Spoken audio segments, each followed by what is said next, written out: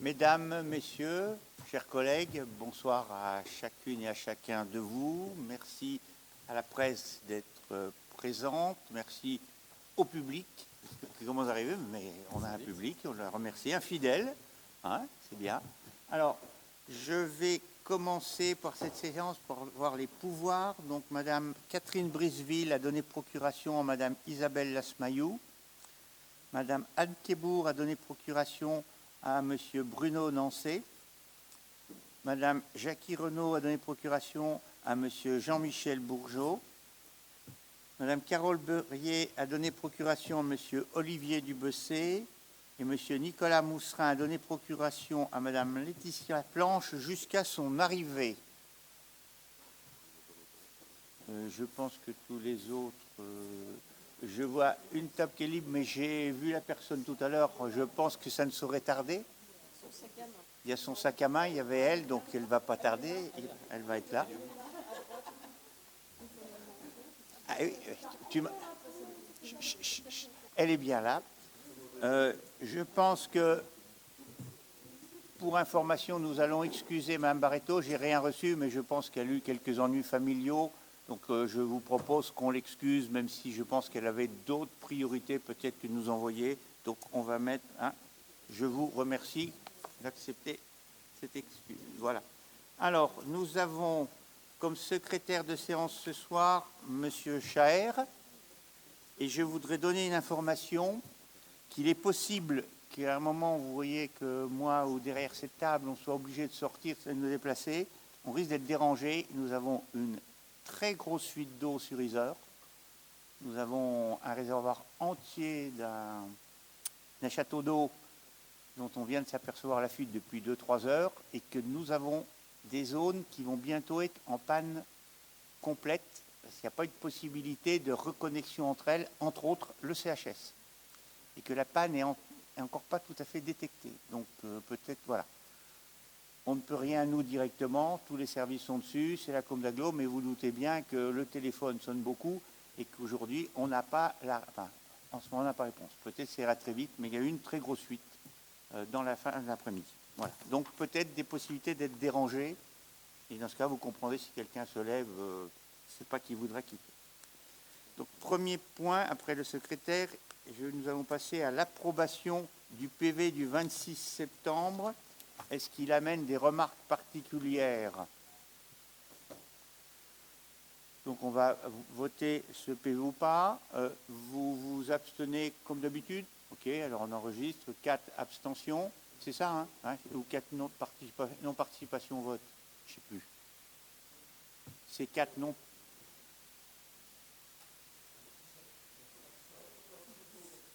Guy ne participe pas au vote et les autres, donc vous participez au vote. Abstention. Donc une non-participation, 3 abstentions. Les autres, on considère personne n'est contre, vous vous abstenez, vous approuvez le PV, donc je vous remercie. Alors, ordre du jour que je vais vous lire. Donc nous allons une série de délibérations sur l'urbanisme à Millepertuis par rapport à la création d'une zone d'activité. Nous avons été amenés à faire un nouvel appel à manifestation d'intérêt. En 2, une délibération rectificative sur une petite erreur matérielle dans une délibération du 27 juin 2024 pour des biens et pour la cession de biens immobiliers au Parc de la Motte. Une délibération sur le chemin du Petit Panloup pour une dénomination de voie. Un avenant par rapport au crématorium. Ensuite, des délibérations sur l'administration générale. Une délégation de pouvoir au maire, ça sera la numéro 2. La modification du tableau effectif du personnel communal. En 7, une modification du règlement intérieur relatif au fonctionnement des services municipaux. En 8, une délibération portant mise en place de l'indemnité spéciale de fonction et d'engagement des policiers municipaux. En 9, la délégation de services publics à l'exploitation et à la gestion des missions de mise en fourrière, le choix du titulaire. Ensuite, en 10, sur cette mise en fourrière, principalement le règlement et le recouvrement des frais et la fixation des tarifs. En 11, la modification du guide de procédure interne de la commande publique. En culture, l'exonération du droit de place dans le cadre des festivités de fin d'année. En enfance, la fixation d'un taux de vacation dans le cadre de l'action soutien scolaire individualisable. En 14, une convention annuelle d'accompagnement entre la ville d'Yzeure et l'association Capamam. En 15, une attribution d'une subvention exceptionnelle au comité de jumelage Yzeure-Kafountine. En 16, une attribution anticipée de subventions qui seront reprises au budget 2025. En 17, une ouverture anticipée des crédits d'investissement au titre de l'exercice 2025. En 18, la révision des tarifs municipaux, à compter bien sûr du 1er janvier 2025. En 19, une modification numéro 3 de l'exercice 2024. Je n'ai pas eu de questions orales transmises, je n'ai pas eu de questions diverses. Donc après, nous passerons, s'il y a souhait des groupes, à une prise en parole de groupe. Nous rajouterons aussi, je l'ai oublié, dans les informations, pour assimiler les questions orales, je voudrais vous donner 2 informations.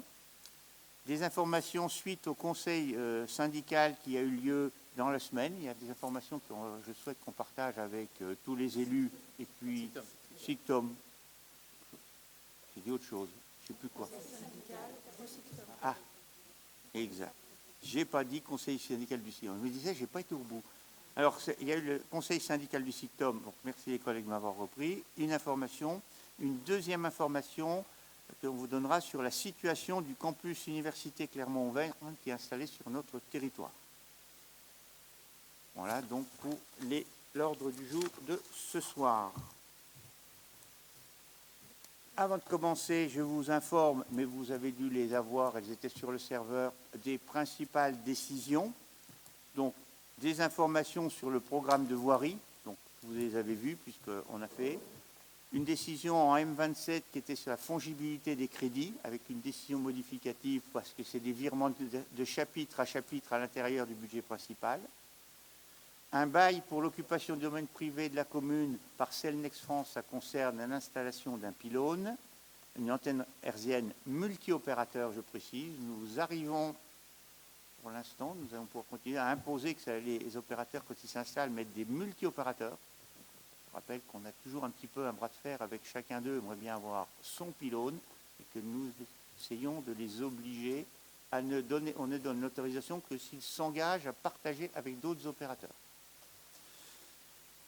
Et la réalisation d'un emprunt de 700 000 auprès de la Caisse d'épargne Auvergne-Limousin qu'il fallait, comme toute année, puisqu'on fait toujours un deuxième emprunt en fonction des dépenses réellement mises en œuvre qu'on aura à régler. Donc voilà, si vous voulez plus de détails, et une location de matériel, de voirie, travaux publics, avec différents accords de cadre à marché subséquent et à bon de commande pour les 4 années qui viennent. Voilà, c'est la décision, c'est une information. Alors, nous allons passer aux délibérations.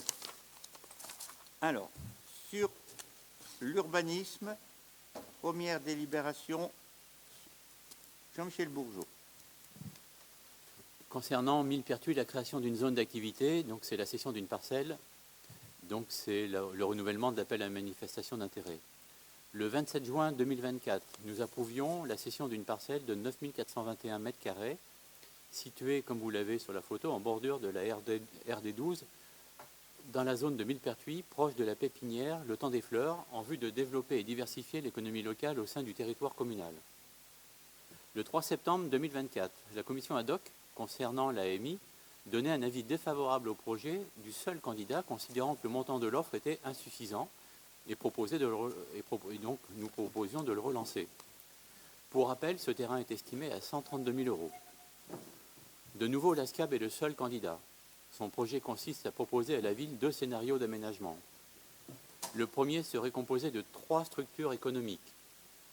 Un commerce de type armurerie, un commerce du type pêche et un local artisanal, et évidemment d'un parking. L'accès s'effectuerait depuis la RD 526 et permettrait d'accéder également à la jardinerie Le Temps des Fleurs. L'accès du local artisanal se ferait par la voie privée de la jardinerie.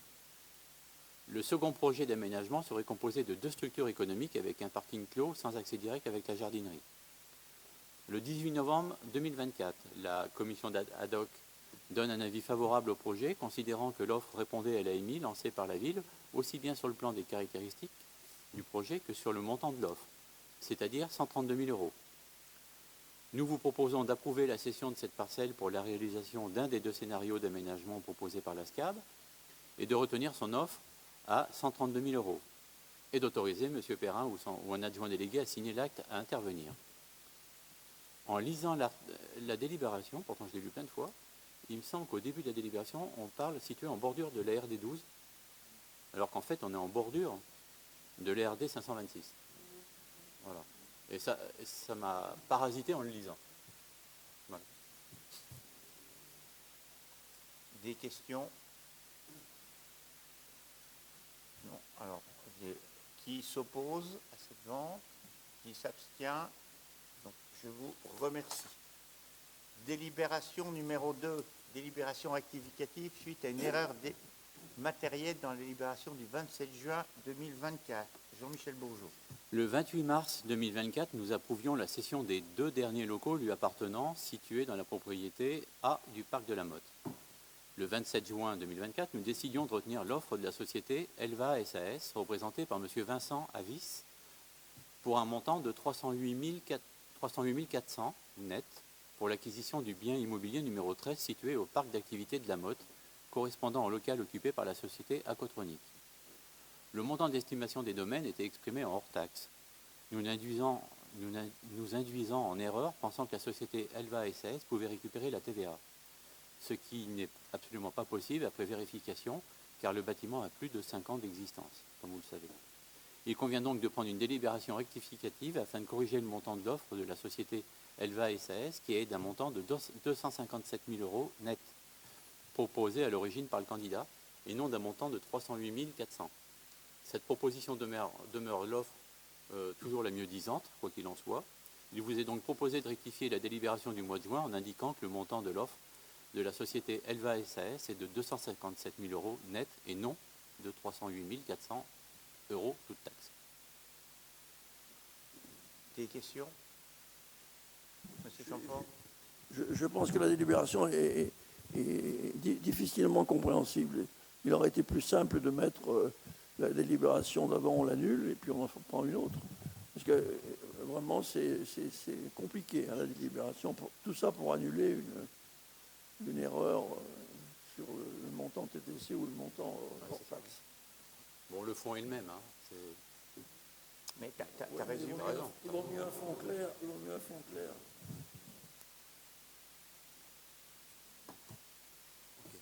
Des oppositions? Est-ce qu'on se rectifie? Des abstentions? Je vous remercie. Point numéro 3, dénomination d'une voie dans le long du chemin du Petit Panloup. Laetitia Planche. Le 18 juin 2024, la ville d'Yzeure délivrait un permis de construire à la société SAS 1976, représentée par M. et Mme Da Silva, pour réaliser la construction de 6 maisons d'habitation. Le projet est localisé sur des parcelles situées 43 chemins du Petit Panloup.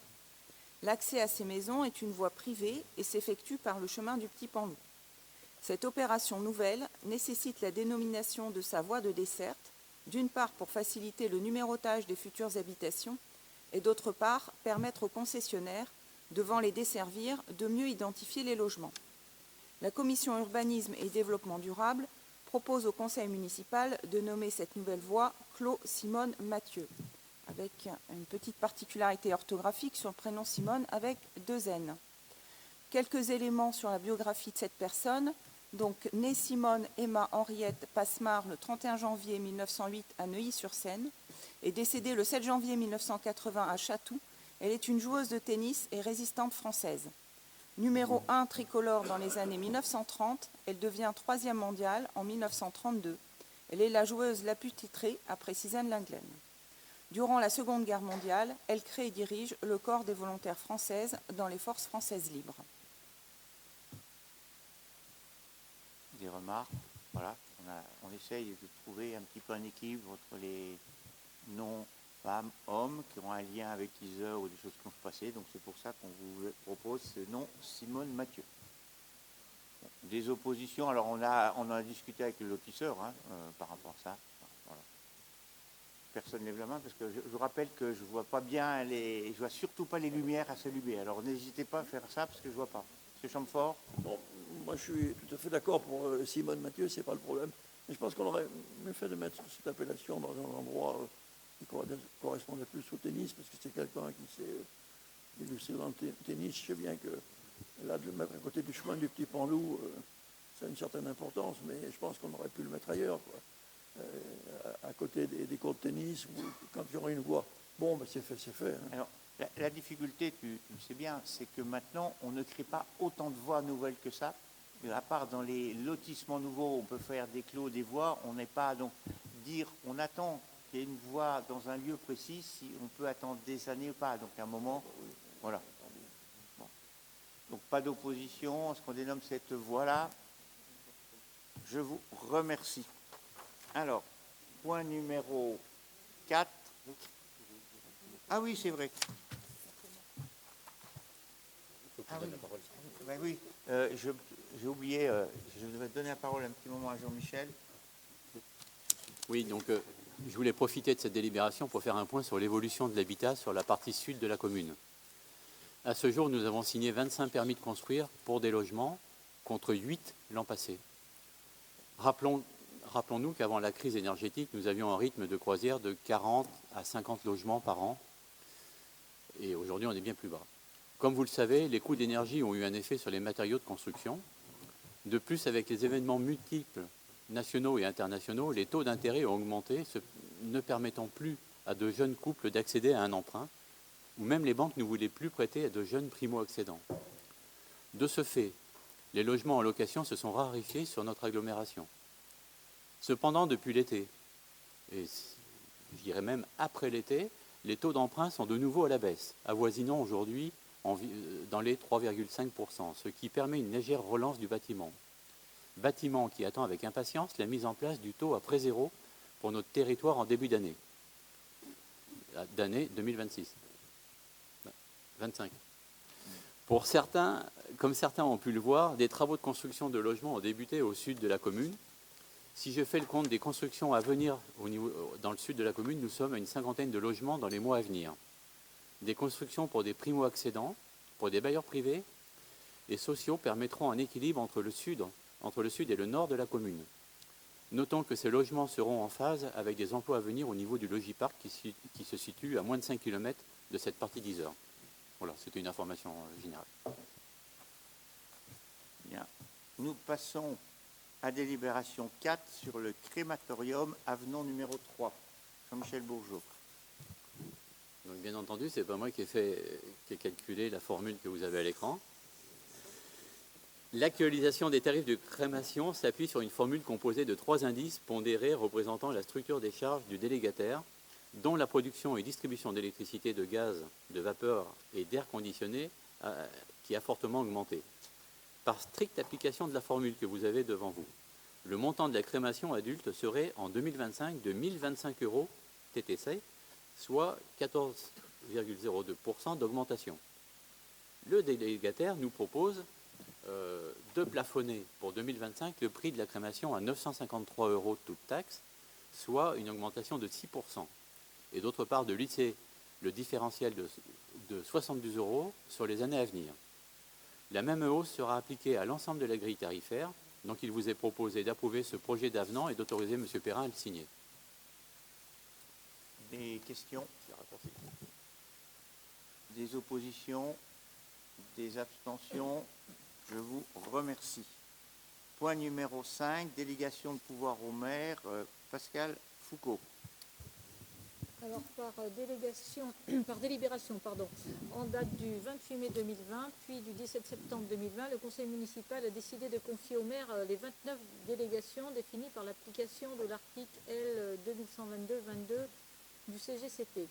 Donc, compte tenu de l'évolution du Code de la commande publique et notamment de l'évolution des seuils de procédure formalisés depuis le 1er janvier 2024 pour les marchés de fourniture et les services des collectivités, la délibération de délégation de pouvoir du maire doit être modifiée ainsi qu'il suit dans son alinéa 4. Les montants précédents donc, étaient de 214 000 €. Donc il il est proposé de prendre toute décision concernant la préparation, la passation, l'exécution et le règlement des marchés et des accords cadres d'un montant inférieur à 221 000 euros. Donc on passe de 214 000 à 221 000 euros, conformément au règlement des procédures internes de passation des marchés publics, ainsi que toute décision concernant leur avenant lorsque les crédits sont inscrits au budget. Donc la commission économie, finances, administration générale et communication propose au conseil municipal de modifier la délibération de délégation de pouvoir au maire dans son alinéa 4 consécutivement à des seuils du Code de la commande publique. Des questions? Opposition? Abstention? Je vous remercie. Modification du tableau des effectifs du personnel communal. Oui. Marilus. Alors, donc, vu l'avis favorable du comité social territorial en date du 15 novembre 2024, la commission économie, finances, administration générale et communication propose au conseil municipal de créer un poste d'attaché territorial de catégorie A à temps complet dans le cadre d'un avancement par promotion interne, un poste d'assistant de conservation du patrimoine et de bibliothèque de catégorie A à temps complet dans le cadre d'un avancement par promotion interne, et 2 postes de technicien territorial catégorie B à temps complet dans le cadre d'un avancement par promotion interne. Ensuite, un poste d'adjoint territorial technique principal de 2e classe catégorie C à temps complet dans le cadre d'un avancement de grade suite à la réussite à un concours, un poste d'adjoint territorial technique principal de 2e classe catégorie C à temps non complet dans le cadre d'un avancement de grade suite à la réussite à un concours, un poste d'adjoint technique territorial catégorie C à temps complet, un poste de brigadier chef principal catégorie C à temps complet, un poste de gardien brigadier catégorie C à temps complet. Donc bien sûr, les crédits nécessaires sont inscrits au budget. La commission économie, finances, administration générale et communication propose au conseil municipal de supprimer un poste d'adjoint administratif territorial catégorie C à temps complet en raison d'une mobilité interne, 4 postes d'adjoint technique territorial principal de 1re classe catégorie C à temps complet en raison d'un départ en retraite d'un agent en CLM depuis 3 ans et de la nomination de 3 agents de maîtrise par promotion interne, un poste d'animateur territorial catégorie B à temps complet en raison d'un avancement au grade d'animateur principal de 2e classe, et enfin un poste d'animateur territorial principal de 2e classe catégorie B à temps complet en raison d'un avancement de grade au grade d'animateur principal de 1re classe. Et bon, le tableau des effectifs est annexé bien sûr à cette délibération. Des questions? Des oppositions? Des abstentions? 4 abstentions. Je vous remercie. Point numéro 7. Modification du règlement intérieur relatif au fonctionnement des services municipaux. Prudence lancée. Le règlement intérieur a été modifié à plusieurs reprises. Il a vocation à s'enrichir sur toutes les questions relatives au fonctionnement des services municipaux. Une nouvelle modification du règlement intérieur est ainsi proposée. Elle porte sur la monétisation du compte épargne-temps, CET. Elle a été soumise à l'avis du comité social territorial dans sa séance du 15 novembre 2024, en présence des représentants du personnel. Entendu cet exposé, la commission économie, finances et administration générale et communication propose au conseil municipal d'approuver les modifications ci-après énumérées au règlement intérieur relatif au fonctionnement des services municipaux. Je vous fais grâce de tous les articles qui sont inscrits à la suite. Il est toutefois à noter que les titulaires CNRACL et titulaires Aircantec ont le même calendrier d'utilisation des différentes options, à la seule différence que les titulaires CNRACL peuvent aussi mettre sur l'épargne retraite RAFT. L'entrée en vigueur du règlement intérieur aura lieu au 1er janvier 2025. Des questions sur ces quelques modifications? Opposition? Abstention? Je vous remercie. Alors moi j'apporte un petit complément, non pas pour... Bruno nous a parlé qu'effectivement, on intègre la CNRACL.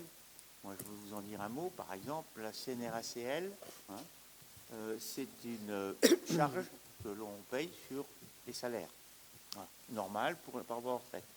Il a été décidé dernièrement, et ce n'est pas lié à la motion de censure, parce qu'on met tout sur le dos de la motion de censure, il était prévu que cette CNRACL, il va être demandé aux employeurs, dont nous, elle va augmenter de 4% par an. Donc 4% l'année prochaine, 8% dans 2 ans et 12% dans 3 ans.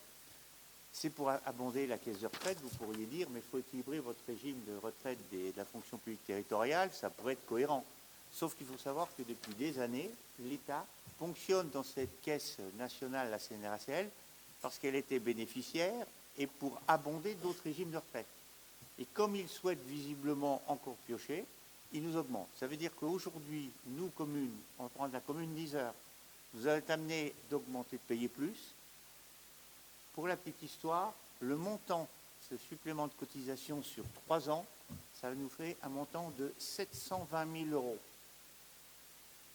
Je rappelle juste, quand on a pris en accord, quand on a pris il y a quelque temps, un taux d'augmentation sur la taxe foncière qu'on a reconnu qui était assez important, c'est parce qu'on disait la ville a besoin d'1 million d'euros de plus.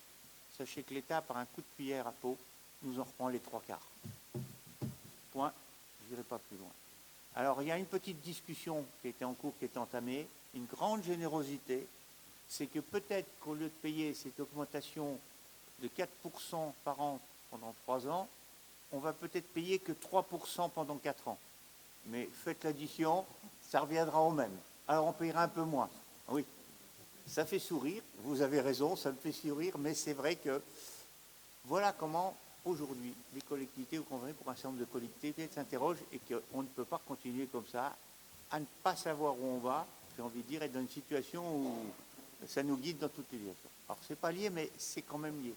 Voilà, je voulais le donner parce que c'est une information qui paraît anecdotique, mais ceci dit, les conséquences sont importantes. Et ça fera tout ça, pas 1 centime de plus pour nos agents. Contrairement, lorsqu'on décide de faire une augmentation salariale, c'est pour... Voilà.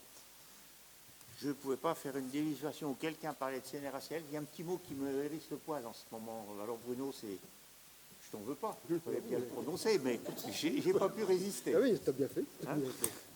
Alors, délibération numéro 8. Délibération sur l'indemnité spéciale de fonction d'engagement des policiers municipaux. Bruno. L'autorité territoriale expose que suite à la parution du décret numéro 2024-614 du 26 juin 2024, les fonctionnaires relevant de la filière police municipale bénéficient d'un nouveau régime indemnitaire en remplacement du régime indemnitaire actuel.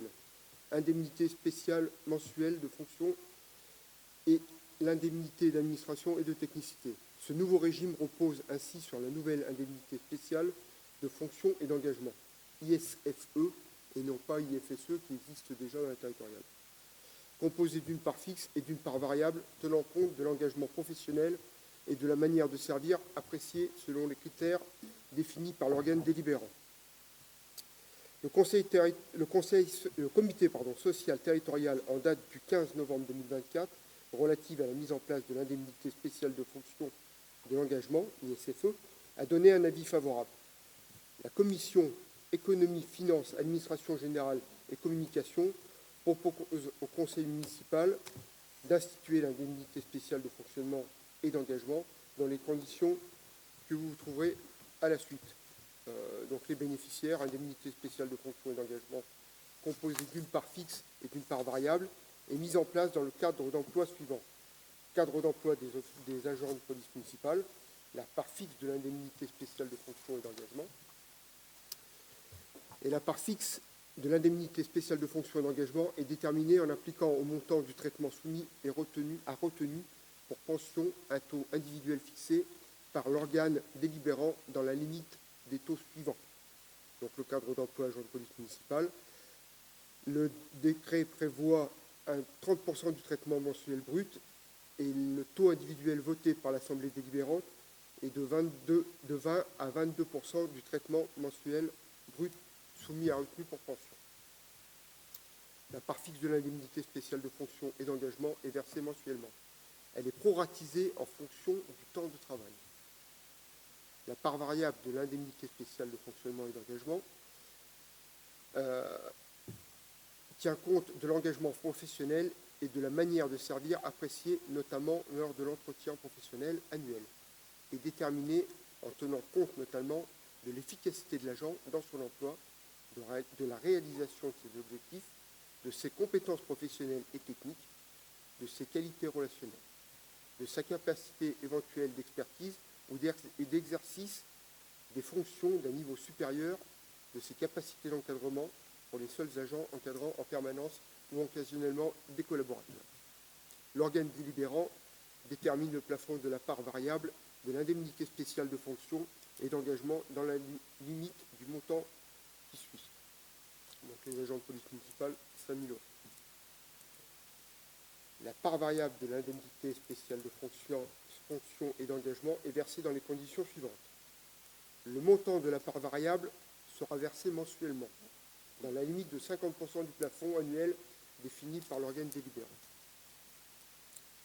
Les modalités de maintien de l'ISFE aux agents de la commune dans certaines situations de congé sont celles applicables aux agents de l'État, telles que définies par le décret numéro 2010-997 du 26 août 2010, modifié relatif au régime de maintien des primes et indemnités des agents publics de l'État et des magistrats de l'ordre judiciaire dans certaines situations de congé. Les règles de cumul, non-cumul d'indemnités de fonctionnement et d'engagement. L'indemnité spéciale de fonction et d'engagement est exclusive de toute autre prime et indemnité liée aux fonctions de la manière de servir à l'exception des indemnités horaires pour travaux supplémentaires attribuées dans les conditions fixées par le décret numéro 2002-60 du 14 janvier 2002, des primes et indemnités compensant le travail de nuit, le dimanche ou les jours fériés, ainsi que les astreintes et le dépassement régulier du cycle de travail, tel que défini par le décret numéro 2001-623 du 12 juillet 2001. La clause de revalorisation, les montants maxima, plafonds ou taux maxima feront l'objet d'un ajustement automatique lorsque les montants ou taux prévus dans le décret 2024-614 du 26 juin 2024 seront revalorisés. Les dispositions de la présente délibération prendront effet au 1er janvier 2025. Les fonctionnaires concernés ne pourront plus percevoir les anciennes indemnités. L'indemnité spéciale de fonction et d'indemnité d'administration et de technicité, celle-ci étant abrogée le 1er janvier 2025, conformément aux articles 8 et 9 du décret 2024-614 du 26 juin 2024. L'attribution individuelle de cette prime fera l'objet d'un arrêté individuel de l'autorité territoriale. Et enfin, les crédits correspondants seront prévus et inscrits au budget. Des questions? Des oppositions? Des abstentions? Je vous remercie. Point numéro 9. Délégation de services publics relative à l'exploitation et à la gestion des missions d'immobilisation de mise en fourrière. Choix du titulaire, Pascal Foucault. Alors, au conseil municipal du 27 juin, on a décidé d'approuver la création d'une commission de délégation de services publics au sein de la commune d'Yzeure et de désigner les membres titulaires et suppléants de l'assemblée délibérante. Donc nous nous sommes réunis, une seule candidature ayant été reçue, il s'agissait du groupe Sauvin domicilié à Yzeure. La commission de délégation de services publics a rendu un avis favorable sur le choix du titulaire lors de sa séance du 9 octobre 2024. Donc il vous est proposé de retenir le groupe Sauvin domicilié à Yzeure comme attributaire et d'autoriser M. Perrin ou en son absence son représentant M. Bourgeot, premier adjoint, à signer la convention à intervenir. Des questions? Je ne vais pas vous expliquer le rôle de la fourrière, tout le monde la connaît. Voilà. Alors, des oppositions, des abstentions, je vous remercie. On a l'impression. Oui, oui.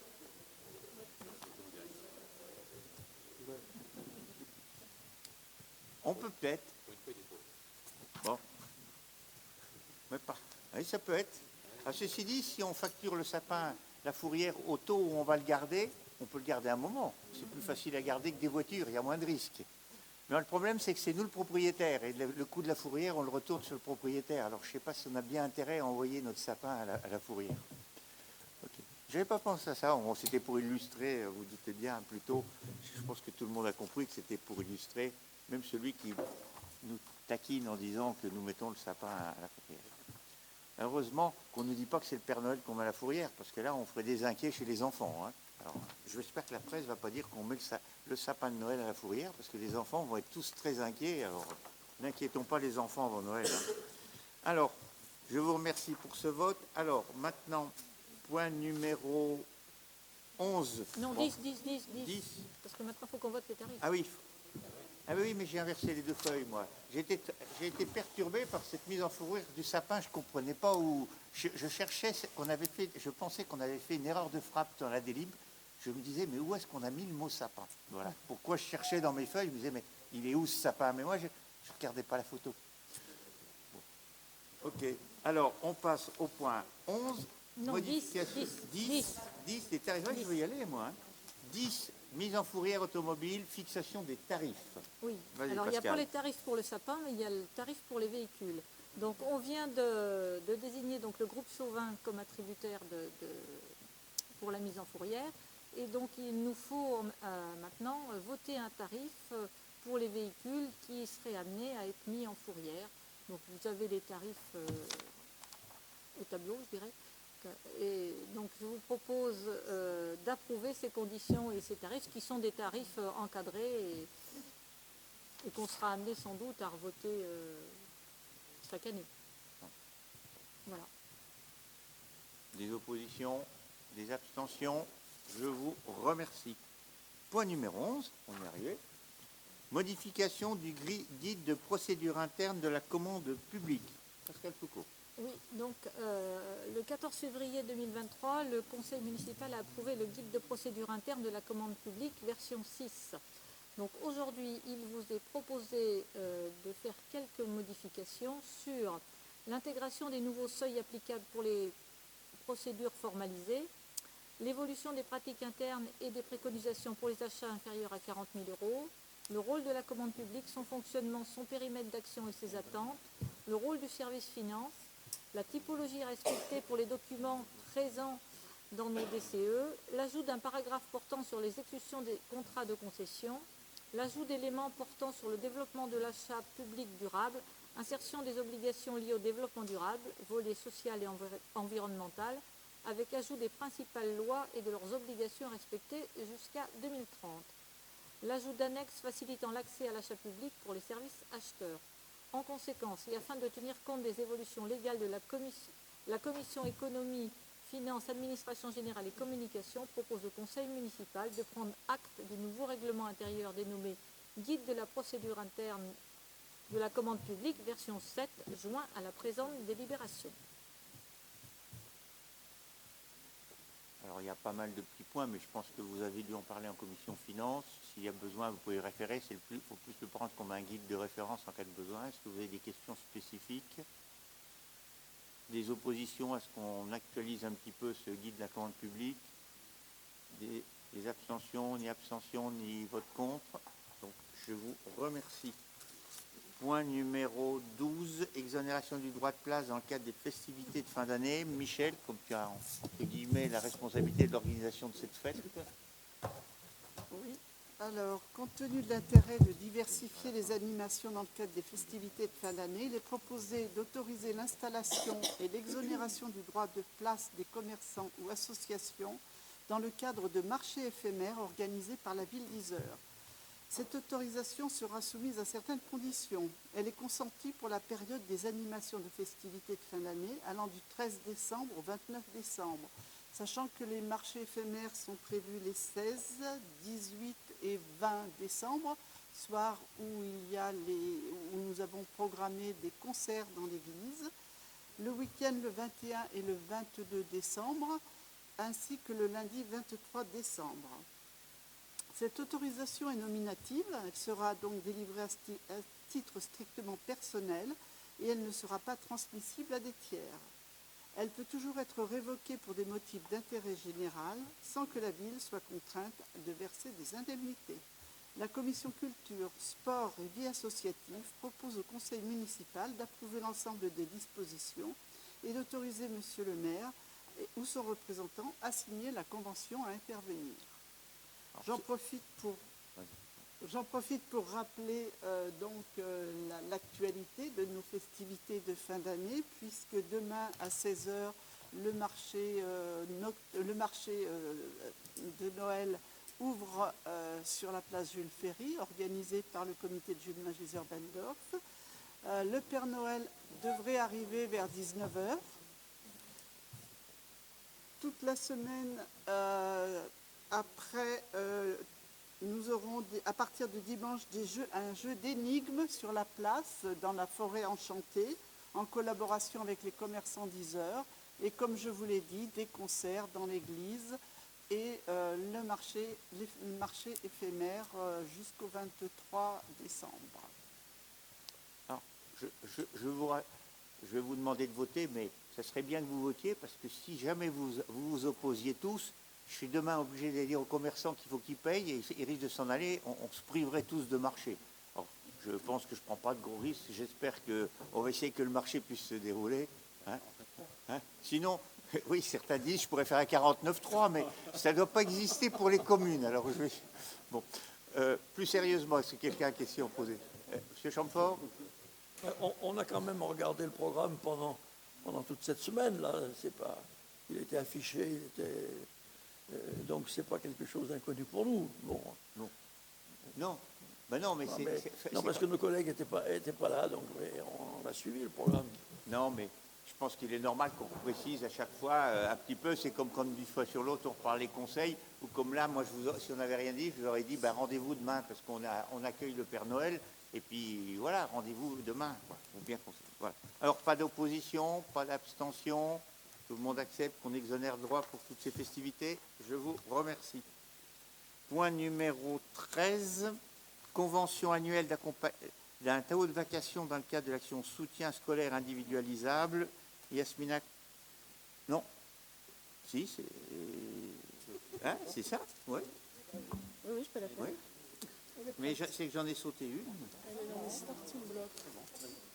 Bon, suite à la délibération du Conseil municipal du 29 avril 2024 relative à la convention de prestation dans le cadre de l'action soutien scolaire individualisé du Centre intercommunal d'action sociale de Moulins Communauté avec le service jeunesse de la ville d'Yser, considérant la nécessité d'autoriser l'autorité territoriale à procéder au recrutement d'agents vacataires pour assurer ces nouvelles missions de soutien scolaire et de fixer le taux de vacation correspondant, la commission enfance propose au conseil municipal de fixer le taux de vacation du personnel intervenant en activité de soutien scolaire organisé par le service jeunesse à 23,64 € brut par heure, d'inscrire les crédits nécessaires au budget de chaque exercice concerné. Des questions? Je vous remercie. Point numéro 14, convention annuelle d'accompagnement entre la ville d'Yser et l'association Capamam. Jennifer Creusevaux. Donc, comme chaque année, nous vous proposons effectivement de renouveler la convention entre la ville d'Yser et l'association Capamam, qui est une association qui fait de l'aide à domicile. La convention précise les obligations de l'association et les engagements, notamment financiers, de la commune. Pour information, au titre de l'année 2023, nous avions versé 4 140 € de subventions qui correspond à des interventions auprès de 138 Yseriens. La commission Solidarité Restauration municipale vous propose donc d'approuver cette convention et d'autoriser le maire ou moi-même en son absence à signer la convention. Questions? Opposition? Abstention? Je vous remercie. Numéro 15. Attribution d'une subvention exceptionnelle au comité de jumelage Yser-Kafountine. Pascal Foucault. Oui, donc lors du conseil municipal du 28 mars 2004, nous avions mis une somme de 39 789 € pour d'éventuelles subventions qui interviendraient en cours d'année. Donc là, il s'agit d'attribuer une subvention d'un montant de 1 600 € au comité de jumelage Yser-Kafountine pour leur déplacement à Cafontaine avec leur véhicule. Voilà. Alors, non, Pour l'achat du véhicule. voilà, c'est-à-dire, bon, ben, Oui. Alors, la participation à l'achat du véhicule. alors pour le vote, il faut que notre collègue qui est directement président du comité de jumelage, comme tout les gens, ne participe pas au vote. Peut-être donner quelques précisions, Michel, puisque tu as participé, donc peut-être donner quelques informations complémentaires. Alors, effectivement, c'est une participation, mais il n'y a pas que ça, il n'y a pas que nous. Hein.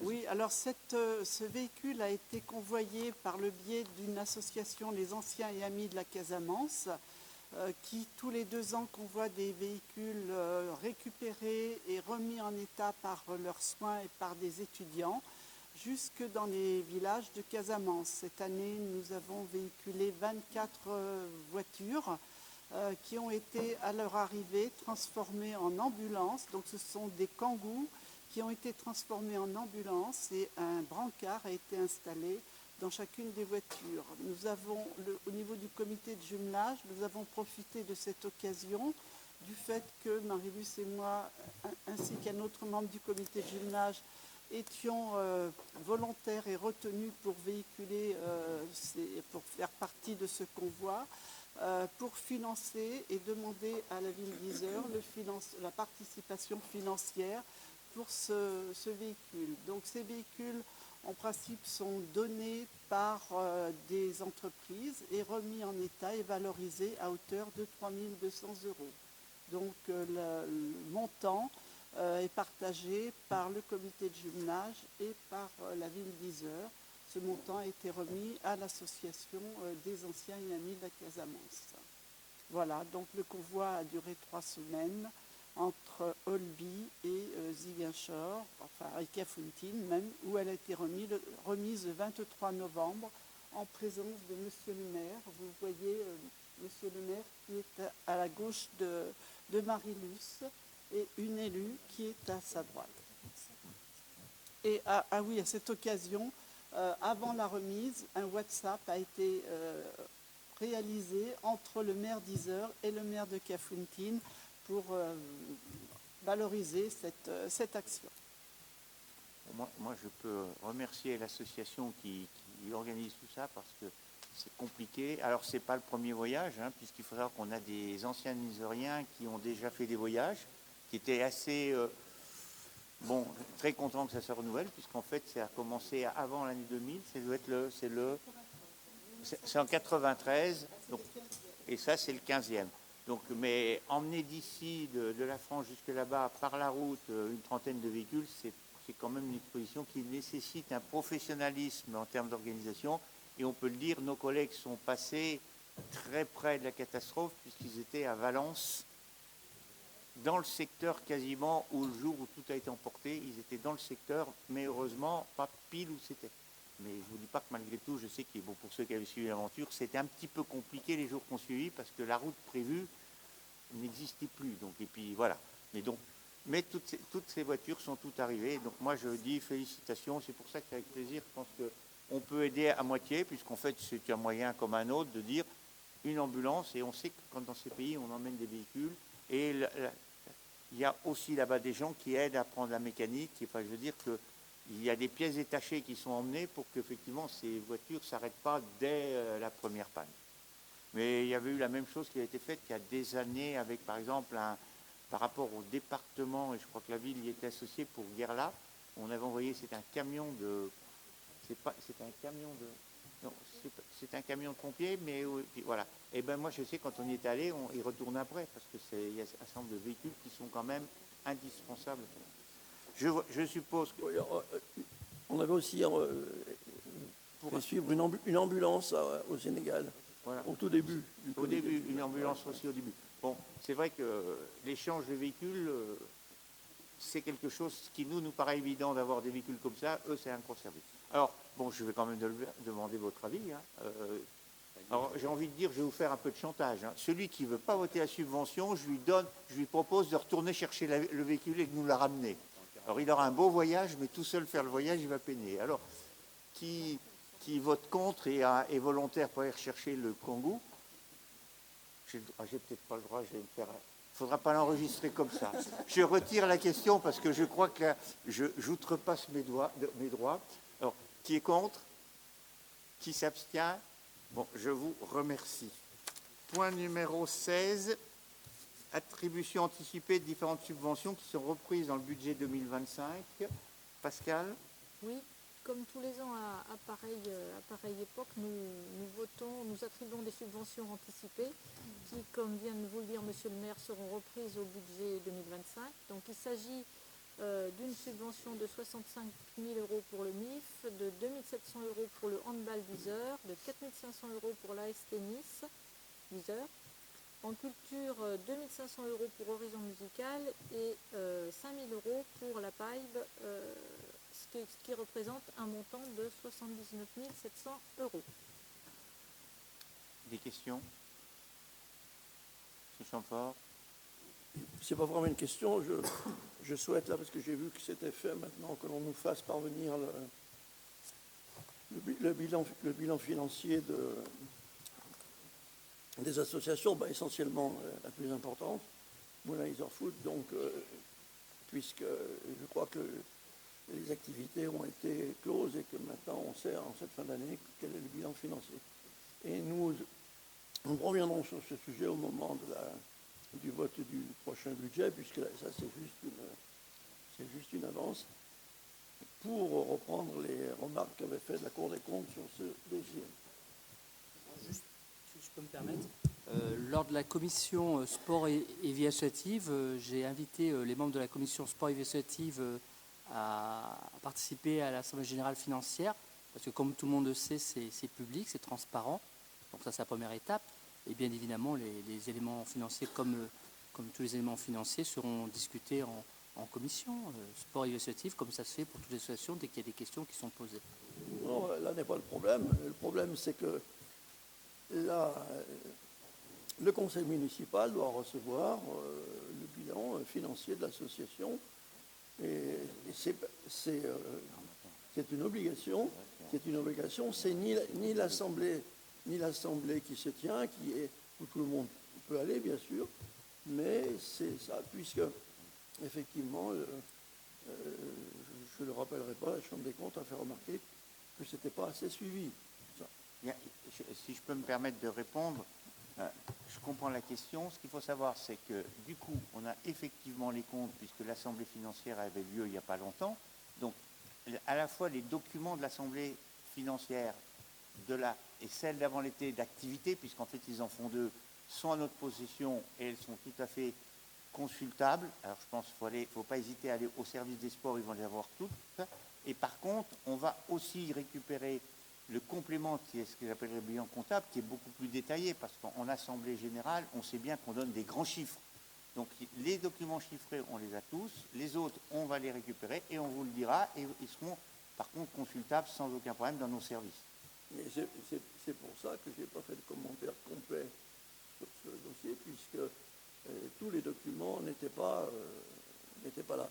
Mais de toute façon, ils doivent être... Mais je ne dis pas le contraire, je suis d'accord, simplement on ne peut pas donner des documents qu'on n'a pas. Et tu sais bien... Mais non, mais je ne les ai pas demandés, là. J'attends que vous les ayez.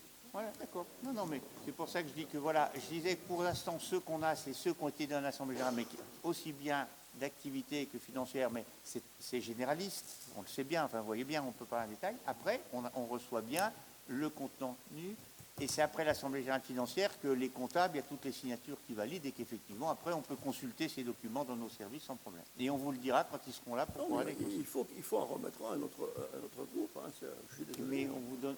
Eh bien, de toute façon, mais si pas on n'a pas, on reverra à la Chambre des comptes. On vous donnera tout ce qu'on a, ça n'a. Je ne vois pas pourquoi vous ne voulez pas le donner. Mais est-ce que je dis que je ne veux pas les donner? Moi, j'ai envie de dire, je proposais la solution qui est le plus simple, qui est quand même donner les documents qui représentent quelque... Et ben voilà. Et parce qu'à un moment, c'est sûrement des documents importants. Et par contre, oui, il faut avoir accès à tous ces documents. Et c'est ce que je dis, vous aurez accès à tous ces documents. Et sitôt qu'on les aura reçus, on vous les donnera. Point. Madame Laki. Depuis quelques années, la réponse, elle est toujours la même. Tous les ans, voire même quand on signe la convention, c'est toujours le même. Vous avez le même discours, c'est-à-dire on n'a pas, il faut aller à l'Assemblée générale.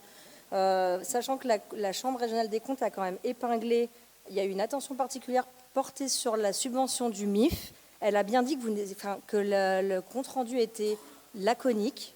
C'est bien ce qui est dit, hein. Et que du coup, sur l'exercice 2023, voilà, est plus laconique avec une subvention à 190 000 € justifiée par la seule phrase « assurer tout le fonctionnement de nos équipes ». Et là, en fait, on redonne de l'argent. Alors, moi, je vais faire comme d'habitude, je vais m'abstenir parce que déjà, je trouve qu'au niveau priorité budgétaire, je crois qu'on a d'autres priorités. Et ensuite, quand est-ce qu'on va enfin avoir des chiffres et quand est-ce que vous allez regarder cet argent, ces sommes qui sont quand même importantes, où est-ce qu'elles vont? Parce que c'est un peu léger quand même. Madame Lacqui, Il n'y a pas de... à un moment, monsieur le maire, je suis désolée, mais tous les ans, vous nous dites la même chose. Et je vais vous poser la question. Vous êtes-vous rendu, depuis les 4 ans que vous êtes élu, au service association en disant « je souhaiterais consulter les documents que vous avez ». Je demande une réponse simplement « oui, j'ai demandé, j'y suis allé ». Non, je n'y ai pas mis les pieds. Depuis 4 ans, vous permettez, vous me posez une question, je réponds. Moi, ces documents, quand ils seront prêts, ils seront là-bas. Vous irez les regarder. À un moment, j'ai envie de dire, avez-vous été dans ce service pour faire comme tout citoyen qui a le droit de consulter? Oui, êtes-vous allé demander ces documents? J'ai pas de Monsieur le réponse. maire, je ne me suis pas rendu au service associatif consulter Donc, les documents, vous pouvez me mais reprocher ça de pas n'aurait. avoir les documents. Dites-moi ce que ça aurait changé en fait. Ben, vous les auriez vus. Il est clairement dit que les charges d'exploitation salariale, il y a eu plus 500 000 € et vous continuez de donner de l'argent sans demander des justificatifs précis. C'est pas moi qui le dis, c'est la Chambre des comptes. C'est vous qui le dites. Non, là, voilà, nous on a eu la justification l'année dernière par l'adjoint au sport que c'était le nombre de licenciés, que si, que ça, rien n'est clair. Donc vous brodez en fait. Vous n'assistez pas aux assemblées, vous n'allez pas chercher les documents, vous dites j'ai pas d'infos. Bien sûr, oui. Là, quand on veut tuer son chien, on dit qu'il a la rage. Hein. Non, ben non, parce que si je voulais tuer le chat, je dirais pas ça. Bon, d'autres questions, mais vous avez le droit, par contre, de ne pas vouloir voter cette avance. Je peux comprendre. Oui.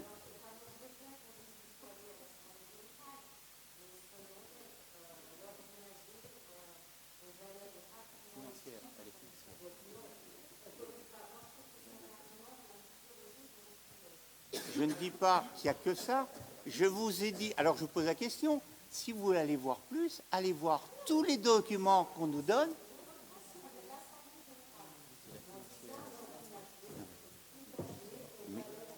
Mais c'est bien ce que j'ai dit. J'ai dit, ces documents, on les a en sortant de l'Assemblée, mais j'ai dit, c'est du très général, je l'ai dit, je suis bien d'accord. Si on veut avoir des détails, il faut faire comme on fait avec nos services, regarder, gratter ce qu'on nous dit. On trouve les salaires des plus gros joueurs quand à un moment on nous les demandait et on pouvait répondre. On va trouver des sauts. On voit alors après, effectivement, comment ça a été dépensé. Par contre, si vous pensez, comme la Chambre régionale des comptes pense, qu'on peut identifier précisément avec notre subvention ce que là, parce que c'est un peu la question de la Chambre, elle souhaiterait qu'on identifie comment précisément on a utilisé le montant qu'on donne. Alors, en fait, il est utilisé dans un budget global, et dans un budget global où il y a du mécénat, des ventes de billets, ils ont fait des dépenses. Quand ils font un chèque de 50 €, moi, ils ne me disent pas 50 €, il y a 30 € de la subvention, 10 € de là. Mais ça, vous trouvez. Mais effectivement, ce n'est pas en assemblée générale. Mais je n'ai pas dit le contraire. Je suis bien d'accord avec vous. J'ai dit c'est très généraliste. Ça, demain, vous pouvez les avoir. Mais c'est très généraliste. Ce n'est pas cela que vous souhaitez. Enfin, quand on veut gratter pour voir comment c'est dépensé, il faut aller voir les documents. Et ceux-là, ils seront à votre disposition. Alors, on fera un bon courrier à chacun de vous. Et je vous demanderai d'accuser réception de cette proposition. Parce que je sens que le prochain coup, on va me dire, comme on me dit des fois, j'ai pas reçu le mail. Alors, moi, je veux bien. Donc, on vous aura une information. Je demande au service que lorsque ces documents, on les aura reçus, qu'on dise précisément, on envoie aux élus, à tous les élus, que ces documents sont arrivés. Et je vous demanderai d'accuser réception de ce mail pour plus entendre, je n'ai pas eu ces documents. Après, je pourrais vous dire, vous n'avez pas eu, vous n'avez pas consulté, c'est votre droit, ne m'accusez pas de vous les avoir mis à disposition. Point. Maintenant, nous allons voter. Est-ce que sur ces subventions, il y a des oppositions?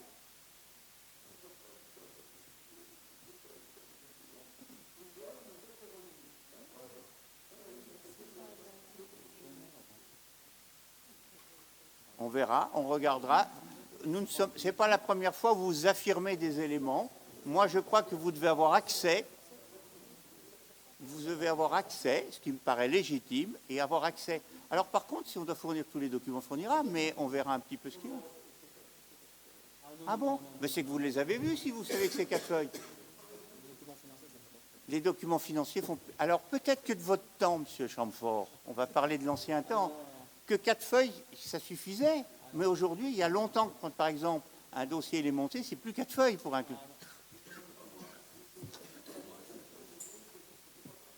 Ah, non. Bon, mais c'est pas 4 feuilles.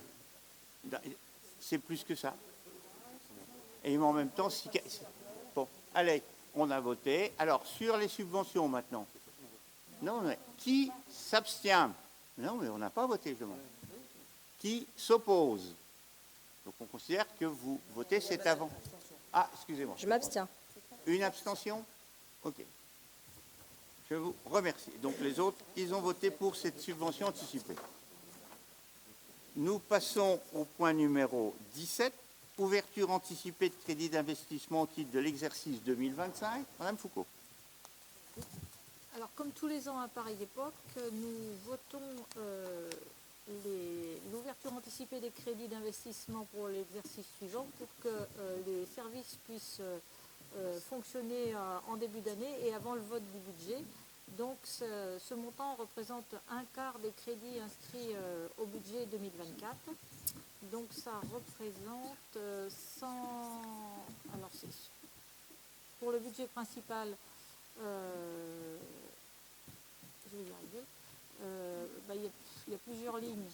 Donc, il y a pour les immobilisations incorporelles 9 150 €, pour les immobilisations corporelles 489 000 €, pour les immobilisations en cours 75 000 €, pour les subventions d'équipement 85 155 €. Ensuite, pour les budgets annexes, pour la location des heures espaces, ça représente 18 000 €. Pour les pompes funèbres, 13 759 €. Pour la restauration collective, 15 000 € et pour la gendarmerie, 116 250 €. Donc, il vous est proposé d'autoriser Monsieur le maire à mandater les dépenses d'investissement dans la limite du montant égal ou inférieur au quart des crédits d'investissement 2024 et dans la limite du montant prévu pour 2025 dans le PPI 2025-2026 hors dépenses liées à la dette, conformément au tableau ci-dessus. Voilà. Bon, c'est une délibération classique dans laquelle il faut qu'on puisse continuer de fonctionner. Donc on ouvre. Alors pas d'opposition, pas d'abstention. Je vous remercie. Délibération numéro 18. Révision des tarifs municipaux applicables au 1er janvier. Pascal Foucault. Oui, donc vous savez qu'on vote les tarifs municipaux en 2 fois. Les tarifs au mois de juin qui sont applicables au 1er septembre, qui sont des tarifs qui fonctionnent sur l'année scolaire, et des tarifs qui fonctionnent à compter du 1er janvier au 31 décembre. Donc c'est de cela dont il s'agit. Donc il s'agit pour le budget principal des prestations relevant de l'administration générale, des prestations relevant des services techniques, des droits de place et du cimetière, et pour les budgets annexes assujettis à la TVA, donc la régie des pompes funèbres et les locations de salles. Donc dans les tableaux qui suivent, il vous est proposé d'augmenter les tarifs de 5% et de rajouter dans les tarifs des salles un tarif pour le week-end, pour un forfait week-end. Voilà essentiellement les nouveautés dans les tarifs pour l'année 2025, sachant que les tarifs n'avaient pas augmenté l'année dernière.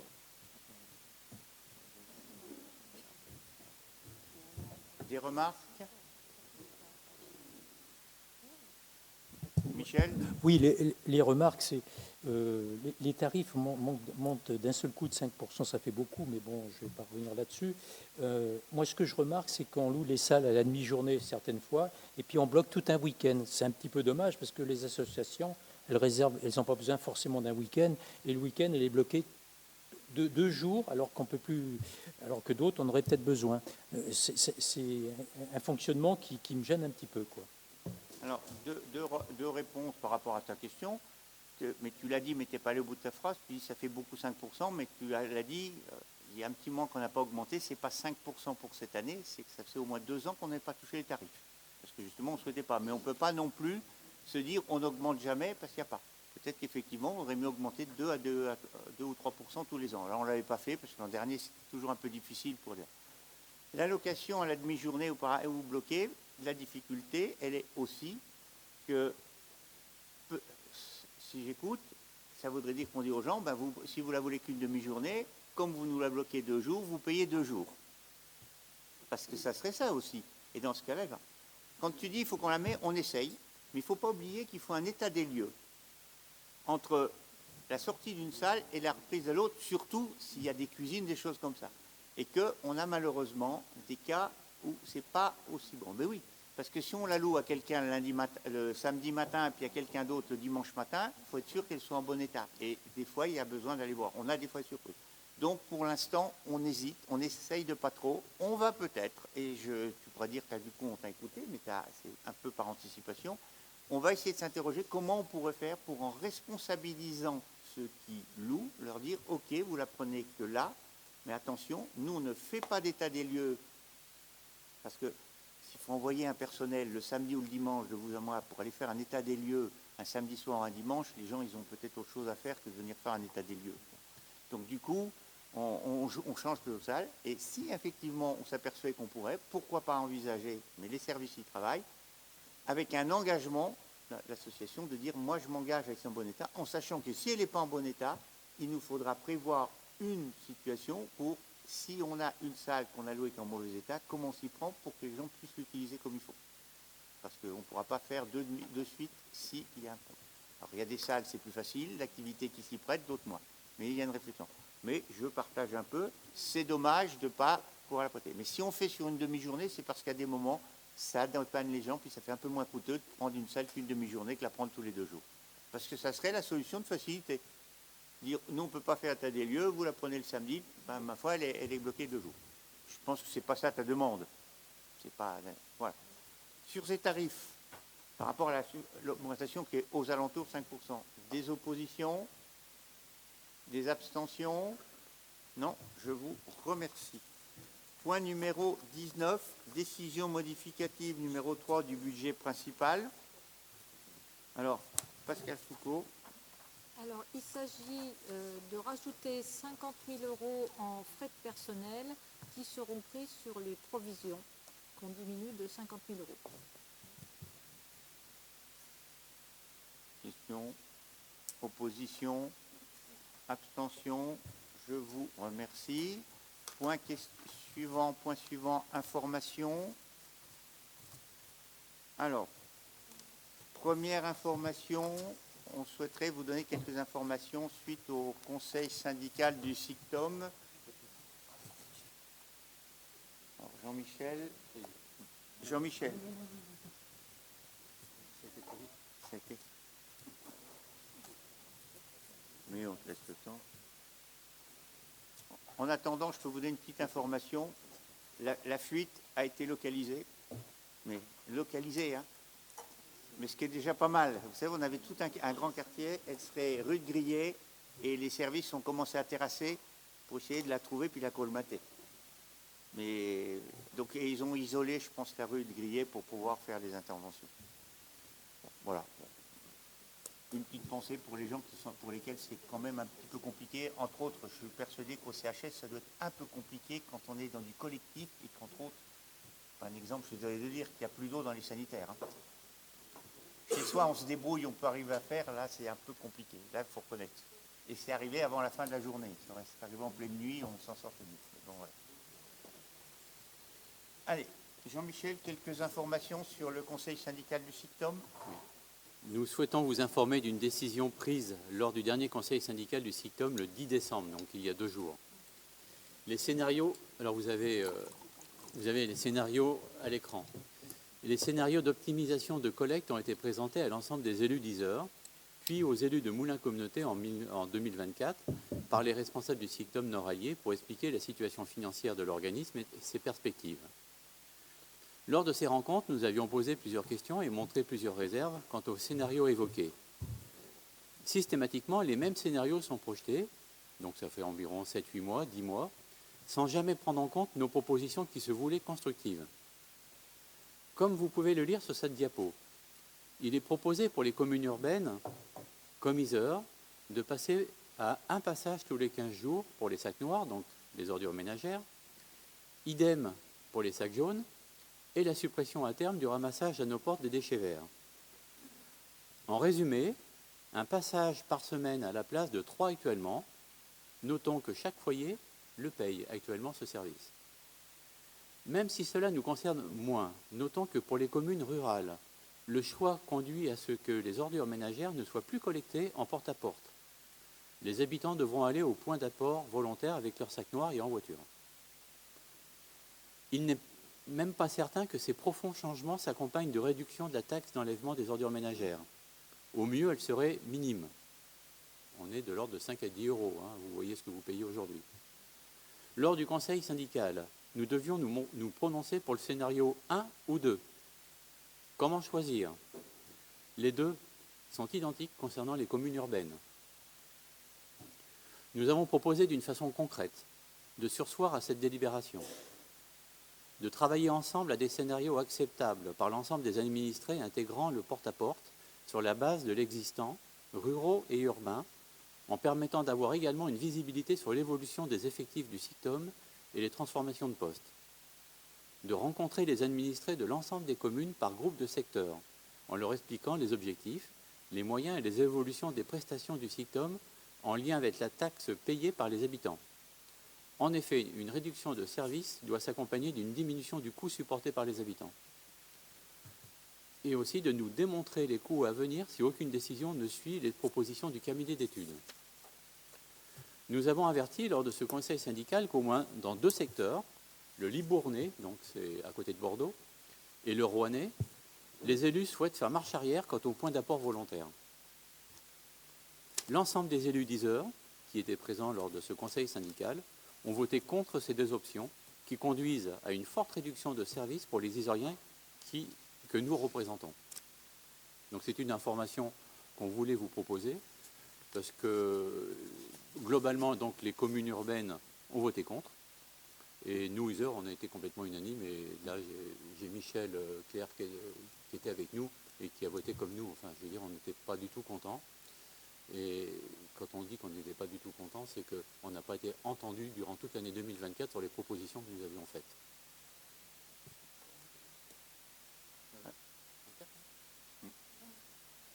Bon, je sais pas, moi, ceux qui étaient veulent peut-être ajouter un complément. Michel? Oui, moi, ce que je veux dire, c'est qu'il y a un problème qui se pose. Il y a de plus en plus de volume de déchets dans les poubelles. Il y a de plus en plus d'incinérés, parce que maintenant, il va falloir incinérer. Donc, il va y avoir un nouveau incinérateur à 130 millions d'euros par là. Hein, c'est pas une paille. Donc, il va falloir financer, etc. Et donc, le volume est de plus en plus important. Il va falloir le diminuer. Et il est vrai que dans ce volume, il y a quand même tous les biodéchets qui comptent pour beaucoup, et c'est que de l'eau pratiquement, et que l'on met dans la poubelle, les gens. Et ce que je reproche, moi, au SICTOM, c'est qu'il y aurait un moyen un petit peu plus de pédagogie, un petit peu plus d'information, il y aurait moins de volume, et peut-être qu'après, on pourrait voir ce qu'on peut faire dans les ramassages. Moi, je ne suis pas contre qu'on me ramasse ma poêle noire qu'une fois tous les 15 jours, mais c'est la méthode qui n'est pas bonne, quoi. Il faudrait vraiment que le SICTOM change de méthode. Et quand on parle des déchets verts, je pense que c'est une mauvaise solution de supprimer la desserte, enfin l'enlèvement, parce que les déchets verts, bon, moi je peux aller au SICTOM porter mes déchets verts, mais quand je vois, il y a des personnes plus âgées que moi quand même, qui ont beaucoup de déchets verts toutes les semaines, comment vont-ils faire? Donc ça va rester sur les bords de trottoirs, etc. Il y a une mauvaise pédagogie et une mauvaise... La chose a été mal gérée par le cabinet d'études qui nous a coûté 95 000 euros quand même, donc qui a fait un copier-coller de ce qui se passe ailleurs, quoi. Voilà. Donc le SICTOM, on ne peut pas admettre toutes ces suppressions de services. Monsieur Chamfort. Attends, mets le micro ou par à côté, j'entends pas moi. Oui, je n'avais pas entendu les 95 000 euros, ça finit de m'irriter. Parce qu'actuellement, on est dans les cabinets d'études. Et puis le problème, c'est qu'il faut qu'on pense, quand on est jeune, porter un sac à 200 mètres, 300 mètres, c'est parfait. quand on prend de l'âge, et moi je commence à m'en rendre compte, puis si vous répétez bien assez souvent que je suis vieux, et encore on fait le sacrifice, nous, parce qu'on va le porter au bout de la rue. Hein, ce qui n'est pas le cas de tout le monde. Mais il est absolument indispensable qu'on continue à ramasser correctement les déchets verts, parce que qu'est-ce qu'on va faire? Eh bien, ces déchets verts, on va les retrouver partout. Alors, moi, je vais même aller plus loin, Guy. J'ai peur, moi, que si on s'organise mal, il n'y ait pas que les déchets verts qu'on retrouve un peu partout. Les ordures. Parce que les déchets verts un peu partout, c'est embêtant, mais ça a une durée de vie limitée. Moi, ce que je pense, que je partage ce que vous dites, je pense qu'on est tous là-dedans. Il faut sûrement qu'on s'interroge sur une évolution de la collecte. C'est une réalité.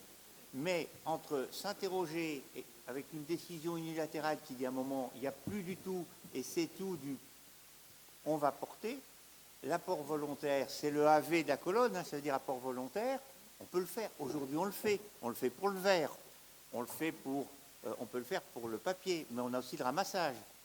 Demain, si on a, par exemple, j'entends ce que dit Michel, par exemple, les ordures, le sac noir qu'on a tous, qui est de plus en plus petit, on l'a tous reconnu. Sauf qu'aujourd'hui, tout ce qu'on met dedans, si on a une maison et puis qu'on a un coin un peu à l'abri, ça va. Mais aujourd'hui, si c'est collecté tous les 15 jours, si vous mangez des moules le mardi et que vous gardez vos restes de moules jusqu'au lundi 15 jours après, eh bien, si vous avez un petit appartement, alors vous me direz, vous n'aurez pas beaucoup de moules, mais quelque part, je vous souhaite du plaisir, parce que je pense qu'on fait tous pareil. Sitôt qu'on a mangé les moules, on les met dans un sac plastique qui nous reste, on le met bien fermé, on le met dans un coin à l'ombre, au fond du jardin, en se disant, une semaine, ça va. Bon, je schématise un peu, mais tout le monde ne peut pas. Donc, le collectif, donc moi, je me dis qu'à un moment, on ne peut pas. Et puis, il y a une autre solution. On met beaucoup de points d'apport volontaires très proches. Méfions-nous, les collègues. On sait tous que, d'abord, quand on va mettre un point d'apport volontaire, tout le monde ne le voudra pas loin, mais pas à côté. On est d'accord. Je pense que... Mais ce qui se comprend. Mais surtout, vous savez bien qu'on commence à le voir. On a mis les conteneurs enterrés. J'ai donné consigne à mes services et à la police d'être très vigilants, parce qu'on voit bien que les gens, ils viennent et posent à côté.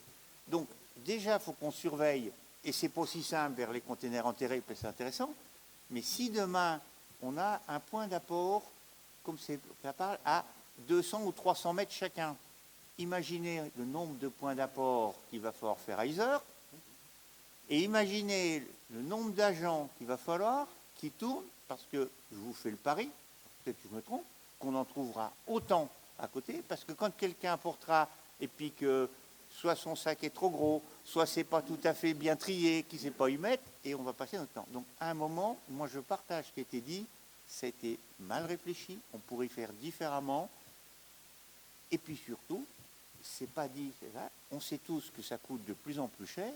Aujourd'hui, moi je ne suis pas membre du CICTOM, on l'avait réclamé, on souhaitait avoir une idée précise sur qu'était l'impact sur le coût pour l'usager si on abandonne des choses, si on ne fait autrement. Aujourd'hui, le seul élément qu'on a, c'est nous dit, ça devrait vous coûter 4 à 13 euros de moins.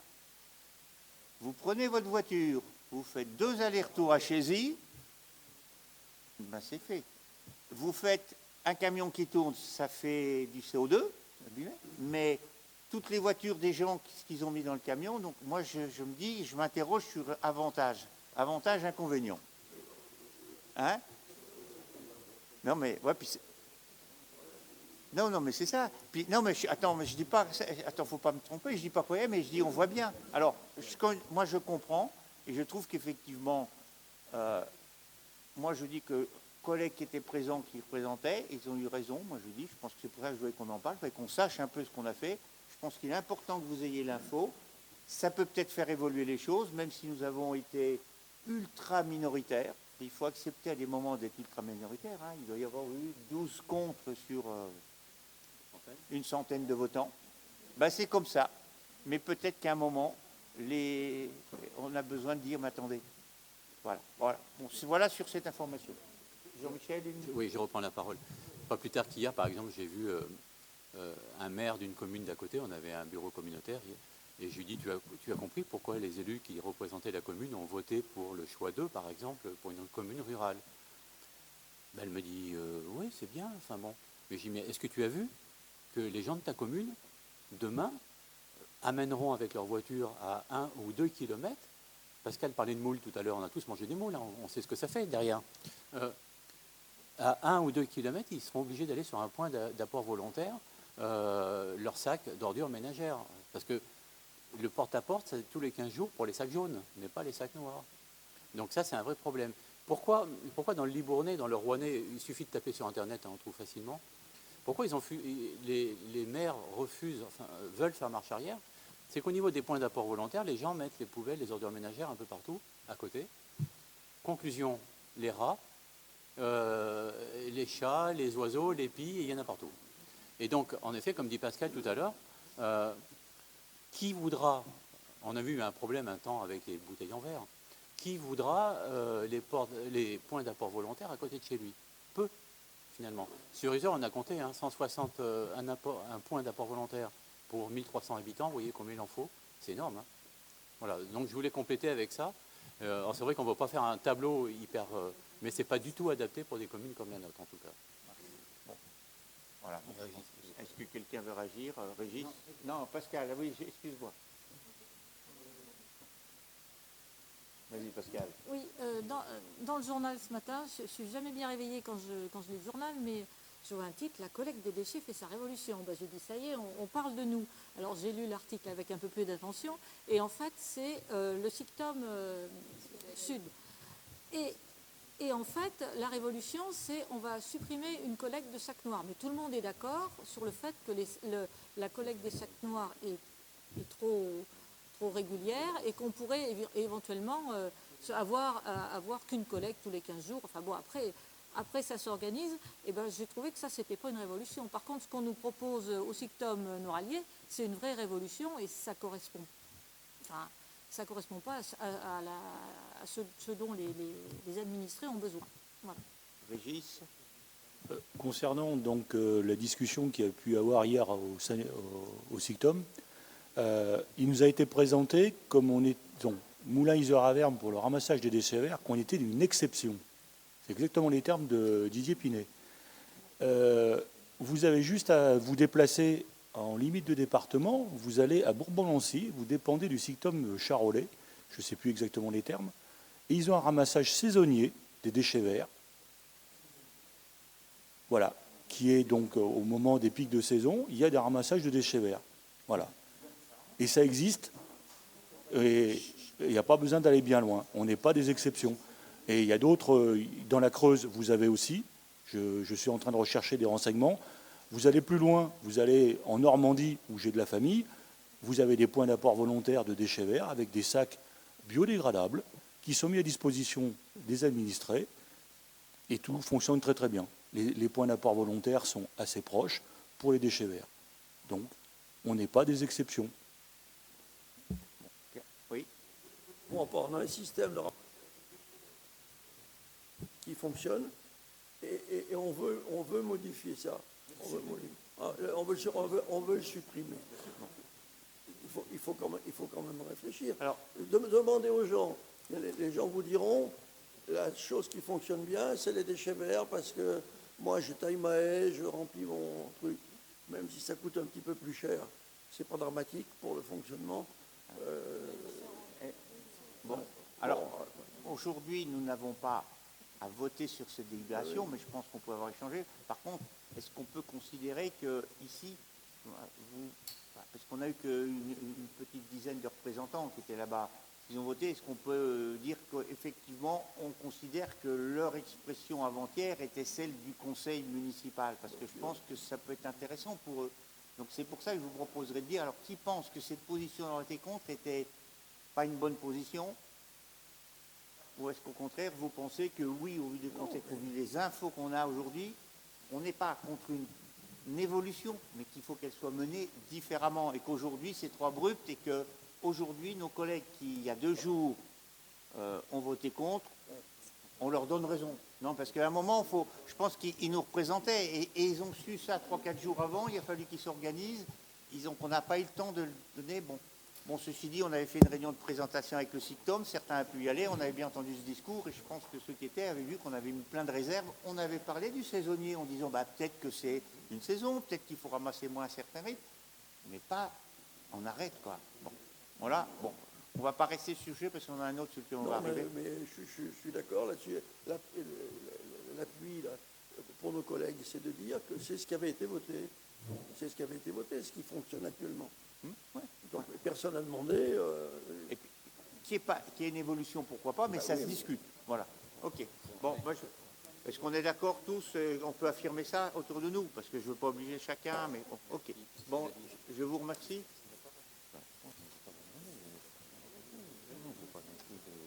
Alors, deuxième information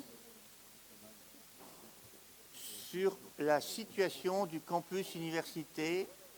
S'il vous plaît, je pense que sur ce sujet, je souhaite aussi un petit peu d'attention, je m'excuse, mais la situation du campus université Clermont-Auvergne, dans notre discours, on peut parler d'UCA, il faut savoir que c'est ça UCA. De quel site parle-t-on?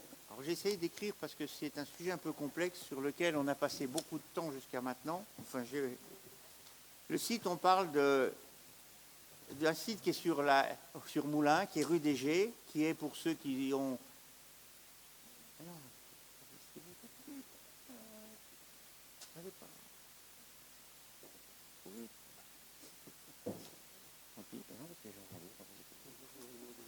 Alors, le site, il est rue Gégé, c'est ce qu'on appelait l'ancienne école normale de garçons, vous savez, qui est le long de la voie ferrée, à la limite entre Moulins et Yzeure. Il faut savoir que c'est un site qui est la propriété du conseil départemental et sur lequel il y a ce qu'on appelle le campus universitaire. Ce site, actuellement, abrite 3 entités. 2 qui sont gérées par l'Université d'Auvergne. Alors, on lira tout à l'heure peut-être le texte, mais je pense que les explications, c'est pour qu'on soit sûr de voir bien de quoi on parle. Hein. On reviendra sur le texte après. Alors, sur ce site, il y a 2 entités qui sont gérées par l'Université d'Auvergne. Il y a l'IUT, c'est l'ancien IUT qui est installé zone de l'Étoile il y a quelques années. Parce qu'on mélange aussi là-dessus, parce qu'ils étaient là, zone de l'Étoile, ils sont là, c'est celui-là. C'est un UT. Et il y a l'INSPE, un terme qu'on n'utilise pas souvent, et il y a un 3e site qui est Canopé, qui dépend directement du ministère, pas de l'université, et eux, ils sont, je dirais, si je veux faire court, parce qu'on le connaît très peu, c'est un peu un centre de documentation pour les enseignants. C'est un peu restrictif ce que je dis, ces trois là, ils ont des rôles très différents. Ils assurent en particulier toutes les formations de caractère universitaire, des formations. L'IUT, dont on a entendu parler, fait une formation au niveau licence et maintenant fait un BUT dans les techniques de commercialisation. Ça fait plus de 30 ans qu'ils sont installés sur Moulins, même s'ils sont à Zone. Il faut savoir qu'actuellement, plus de 200 élèves suivent des cours à l'IUT. C'est la réalité aujourd'hui. Il y a l'INSPE, qui est donc dépend aussi de l'université, prépare depuis plusieurs années un master, c'est-à-dire c'est des formations qu'on rentre après licence et qui préparent principalement à être enseignant. C'est-à-dire qu'à la fin du master, on passe le concours et on a la formation pour être enseignant. Et elle est complétée, cette formation, depuis 3 ans, et ça, on le sait très peu, par une formation préparatoire de 3 ans, au lequel on prend des bacheliers qui viennent en 3 ans faire une licence sciences de l'éducation dont l'objectif est d'être préparés pour cette licence pour rentrer dans le master. C'est-à-dire que ce sont des gens qui disent « je veux être enseignant, je viens faire une licence très ciblée ». Et celle-là, elle est quasiment uniquement sur Moulins et elle a le grand avantage d'être accrochée au master. Et pourquoi je vous en parle ? Parce que cette licence, vous comme moi, on n'entend pas souvent parler parce que les lycées, ils sont trop modestes.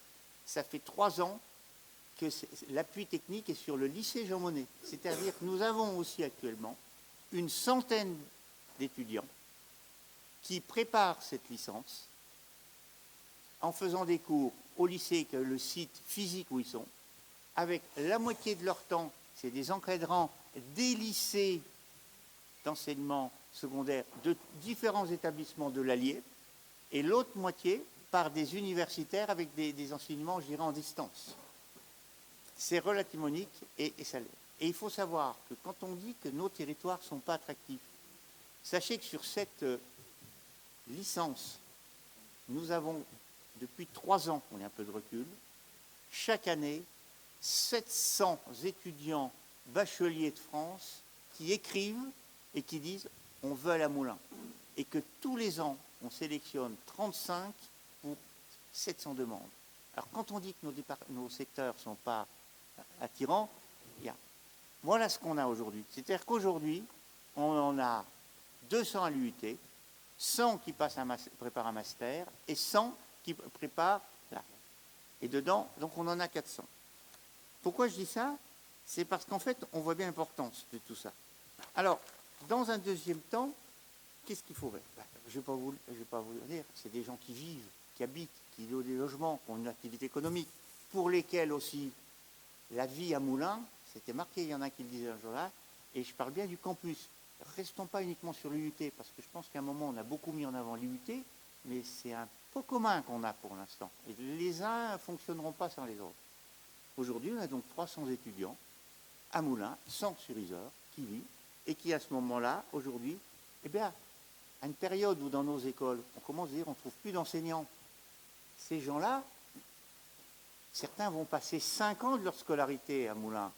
Ils vont commencer bac. On connaît tous quelqu'un qui commence sa formation, qui passe 5 ans dans une ville. Au bout de 5 ans, il peut avoir commencé d'avoir une vie familiale, il peut avoir envie d'installer ici. Il le voit ce que ça veut dire. Alors aujourd'hui, comment c'est financé ça? Alors aujourd'hui, j'ai essayé de rester le plus simple mais précis.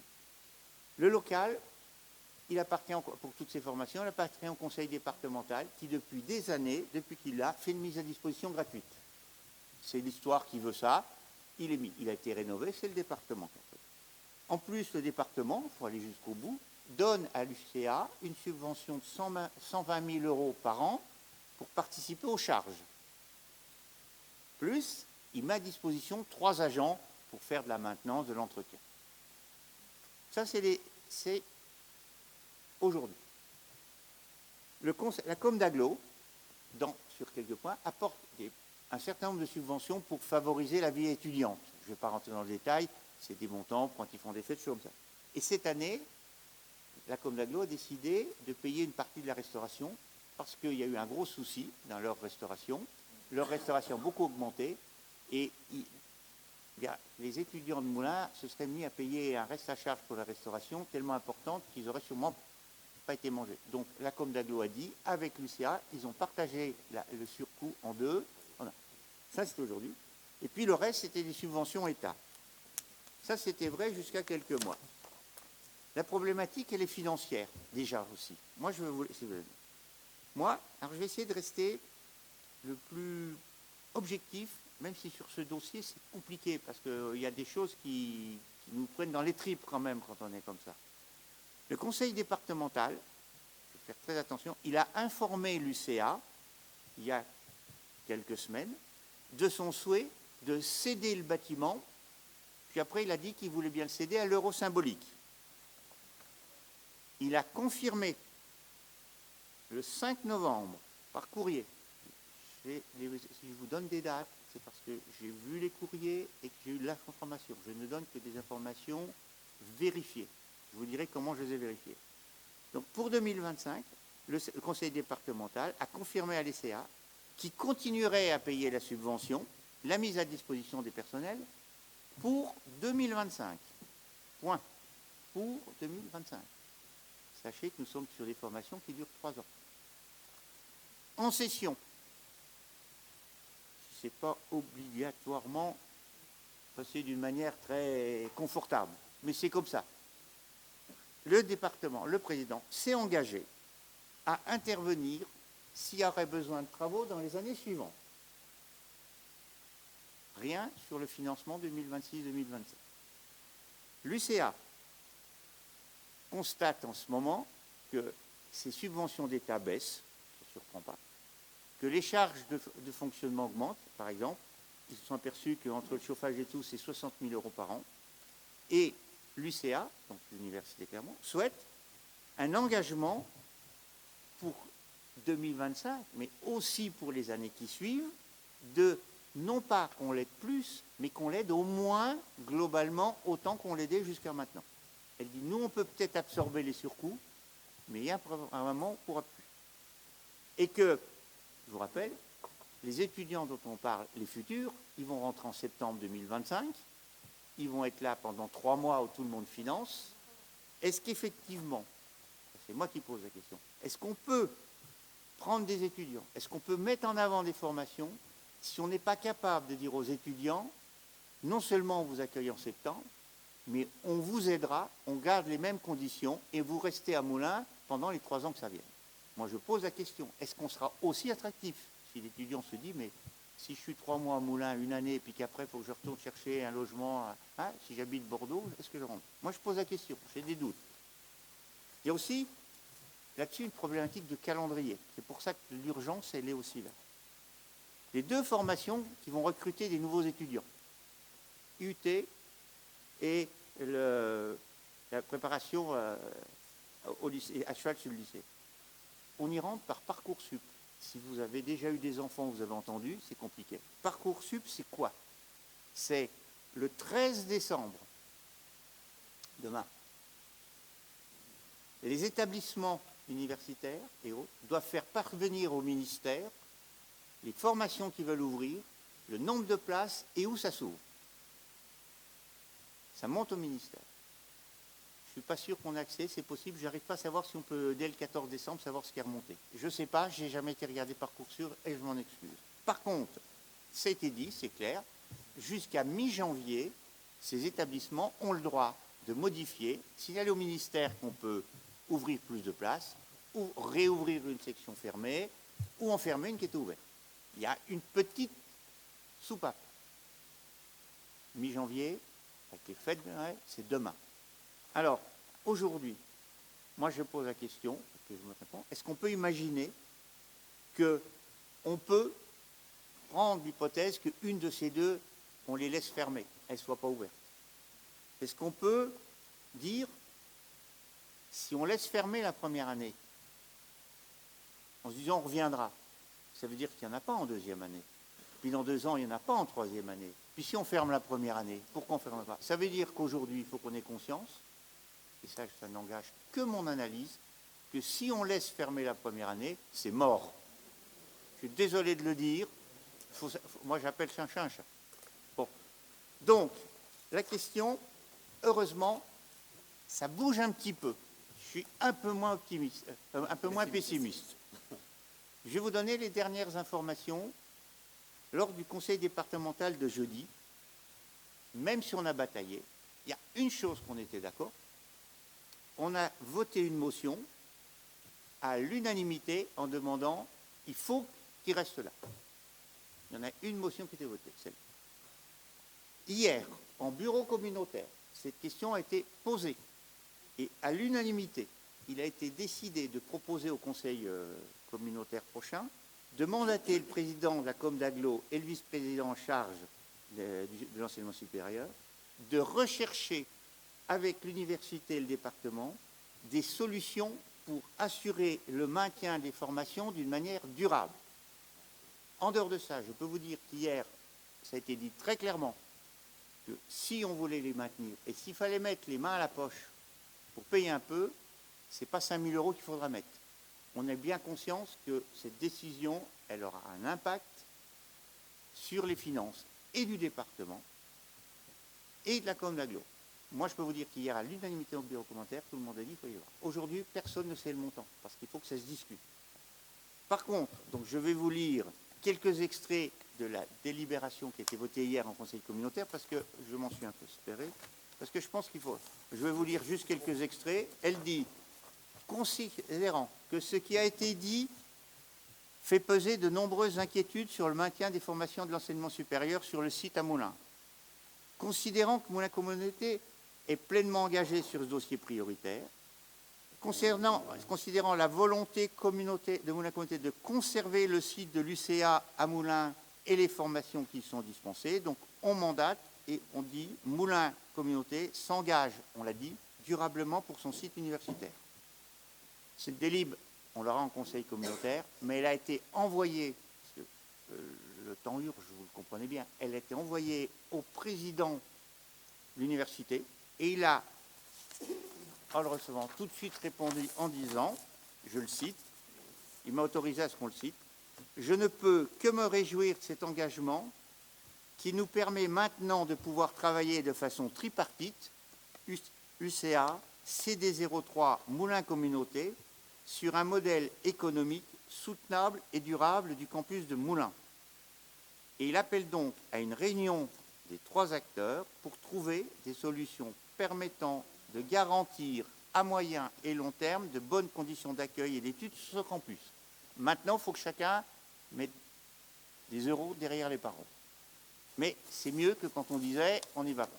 Alors, moi, si je vous dis ça, c'est que effectivement, eh bien, je pense que face à ça, moi, je vous dirais bien que je considère que la ville d'Yzeure et son conseil municipal, on ne peut pas rester absent et on doit appuyer ces démarches. Et moi, je vais vous proposer d'adopter une motion qui vous a été distribuée et que je vous lirai, qui a été rédigée pour la mettre à la patte d'Yzeure, à partir de celle votée unanimement au conseil départemental.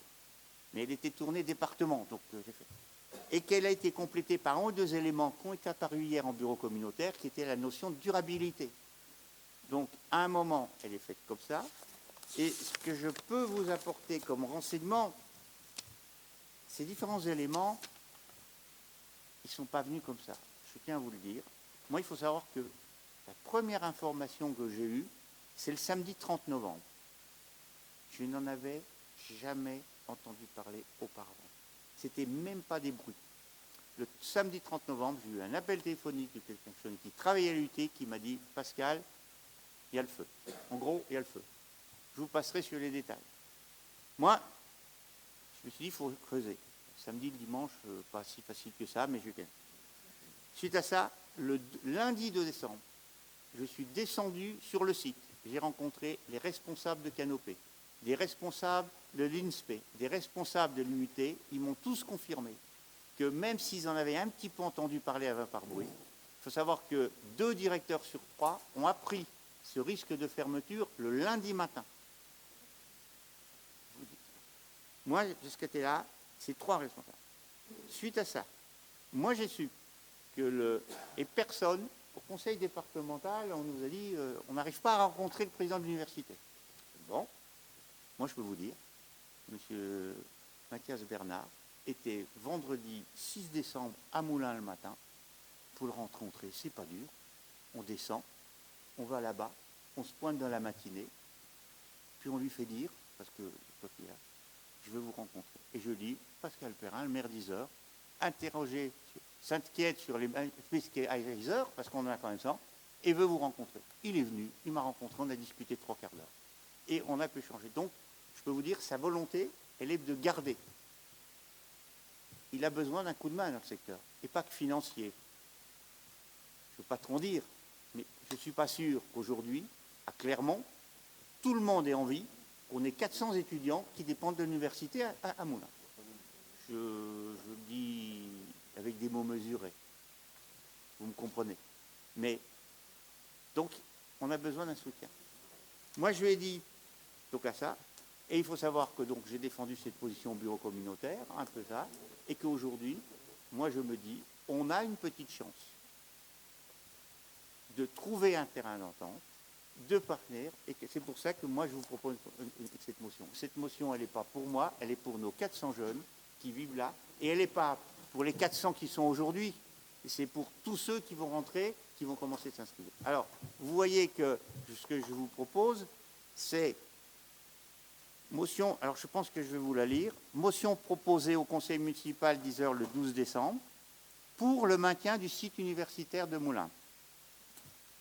La fermeture du site universitaire de Moulins serait un coup dramatique porté aux étudiants, au personnel, à l'allié.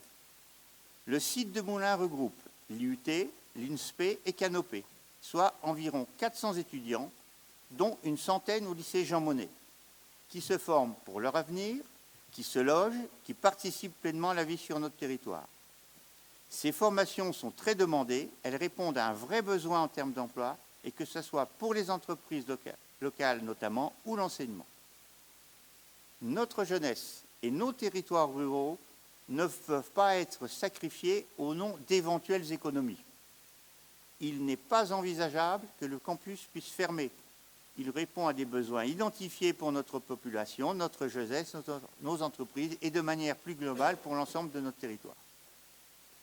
Considérant que le site universitaire de Moulins, regroupant l'IUT, l'INSPE Canopé, répond à des besoins en termes de formation d'emploi.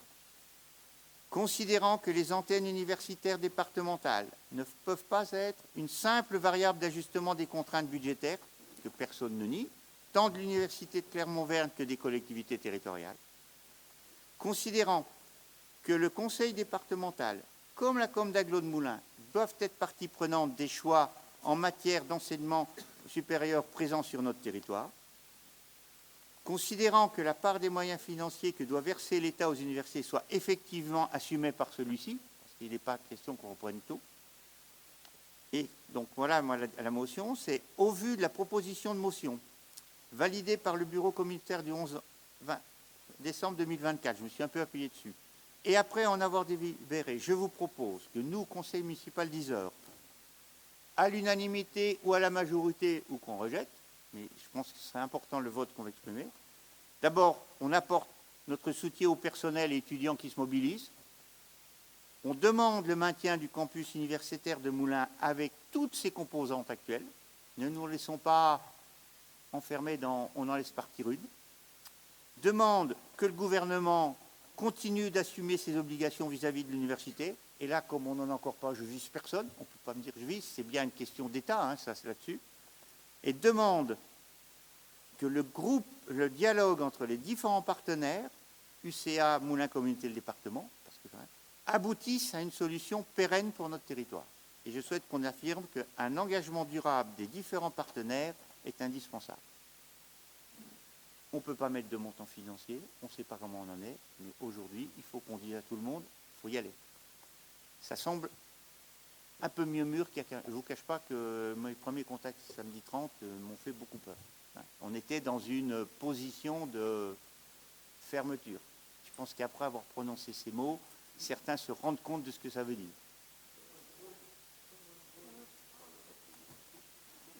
Attends, alors, Guy, je pense que je ne vais pas essayer de rentrer. Alors, ça m'embête, enfin que tu le dises parce que je partage, et je l'ai déjà dit à d'autres endroits.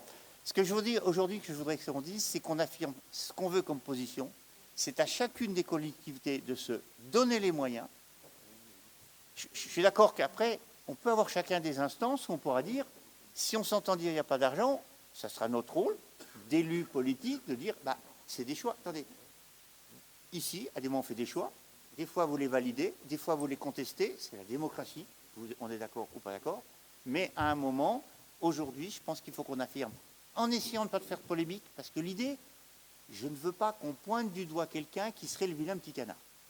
Parce qu'aujourd'hui, il faut que les trois, ils bossent ensemble, qu'ils trouvent une solution, même si à certains moments, il y a eu des paroles malheureuses. Je suis prêt à me dire, allez, paroles malheureuses, on les oublie, on ne tient pas compte. Maintenant, l'objectif, c'est les 400, on les veut. C'est ça. Voilà.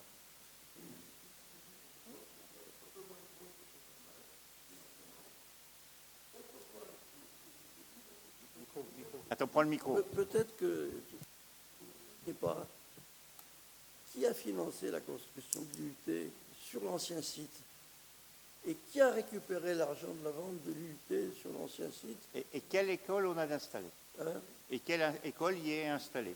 Et comment elle a été financée à son arrivée. Ah ben oui, mais je peux te dire que je suis bien au courant et que ça a été une bataille parce que, sur cette affaire. Et qu'en réalité, les collectivités locales ont fait des efforts pour construire l'unité et qu'ensuite, on a revendu tout ça.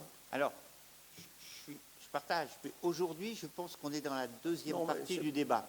On c'est sera... pour- Tu vois ce que je veux dire? C'est pour C'est pas que je ne veux pas le faire, mais aujourd'hui, quelle est la priorité? Il faut que tous on se Ouais, dise, ouais, on est on d'accord. trouve. Et après, on pourra discuter ce qu'on a fait. Donc voilà. Alors moi, je pense que c'est des décisions importantes. Alors, si quelqu'un veut réagir, vous pouvez. Hein. Alors même si vous souhaitez que je fasse une suspension de séance pour discuter avec vos collègues comment vous voulez vous positionner, je suis prêt à la faire. Donc est-ce qu'on veut, quelqu'un veut une suspension de séance? Alors je pense que par contre, si c'est ça, il faut que on lève la main à chaque vote. Qui est contre la proposition de cette motion? Qui s'abstient? Qui refuse de participer au vote? Je vais tout faire les votes. Alors là, par contre, il faut que là. Qui vote cette motion? Et je pense qu'il faut la faire à main. J'ai deux pouvoirs. Non, non, t'en as qu'un. Non, j'ai deux pouvoirs. Oui, bon. Alors, moi, ce que je pense qu'important, c'est qu'on puisse envoyer cette motion en disant on l'a votée à l'unanimité. Et moi, je vous promets que demain matin, elle est sur le bureau du président du conseil départemental, du président de la Com d'Aglo et du président de l'université. Je crois qu'il faut qu'on donne des... Parce que le 13 décembre, si c'est pas demain... C'est demain quand même. Hein? Envoyé par drone, ça ira plus vite. Alors, je pourrais l'envoyer par drone. Je ne suis pas sûr que ça arriverait plus vite parce qu'il faut que je trouve le drone Non, mais que je tape. Tu sais, si je tape, il suffit d'avoir les numéros de téléphone et j'ai les trois portables. Il suffit de faire un portable, mais je vais faire quand même plus officiel parce que je vais garder la règle. On va l'envoyer en tant que mairie, mais ça sera.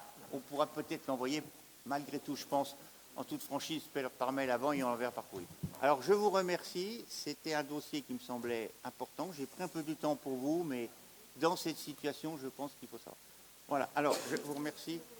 Pas sur ce dossier. Ah ben non, hein? Juste Ah. deux remarques de Ah, alors- juste deux remarques de français à la fin du premier paragraphe, que ce soit, et pas que ça soit, que ce soit pour les entreprises. Et ensuite, dans Attends, t'as dit Oui. parce qu'on j'ai pas entendu, moi. oui, à la fin du premier paragraphe, Oui. que ce soit pour les entreprises, et pas Ah. que ça soit. Mais j'ai dû dire que ce soit en lisant tout à l'heure, je me demande, mais tu as raison. Voilà. Bon. Et ensuite, Je vous cache pas qu'on a travaillé un peu oui, en urgence et à l'arrache. Oui. dans l'avant-dernier considérant sur leur territoire, puisqu'il s'agit de doivent, c'est au pluriel. Donc sur leur territoire et passons. Voilà, c'est tout. C'est bon. Alors, on l'adopte avec ces deux modifs. Hein. On est d'accord. Bon. Mais je m'en excuse de ces petites... Et difficile, j'avais pas le temps. Je vous cache pas qu'on l'a fini au milieu d'après-midi parce que moi, j'ai voulu attendre le maximum d'infos pour pas être en pause. Alors, on continue quelques informations, mais classiques, j'ai envie de dire. Est-ce que par rapport à ça, des groupes souhaitent faire une déclaration générale ou pas comme on a... Non, pas spécialement. Non. Alors, moi, les remerciements. Alors, on a reçu les remerciements de M. Ardouin, le directeur de la direction départementale des territoires de l'Allier, parce qu'on leur a prêté cette salle pour une réunion de service. Donc, voilà, je le signale. Je vous donne aussi la date des prochains conseils municipaux. Alors, ils n'ont pas changé, mais ils seront mis au compte rendu. Le prochain est le 5 février 2025 à 18h30. Et ensuite, jeudi 27 mars, jeudi 15 mai, mais vous les aurez par écrit. Prochain, mercredi 5 février. Je vous souhaite des bonnes fêtes de fin d'année parce qu'on va y être. Tous ceux qui sont disponibles, rendez-vous demain. Même si vous ne croyez pas au Père Noël, vous avez le droit de venir. On inaugure à partir de 17h30. Venez voir le Père Noël, on ne sait jamais. C'est peut-être à vous qui va amener un cadeau. Il amène des cadeaux au plus sage.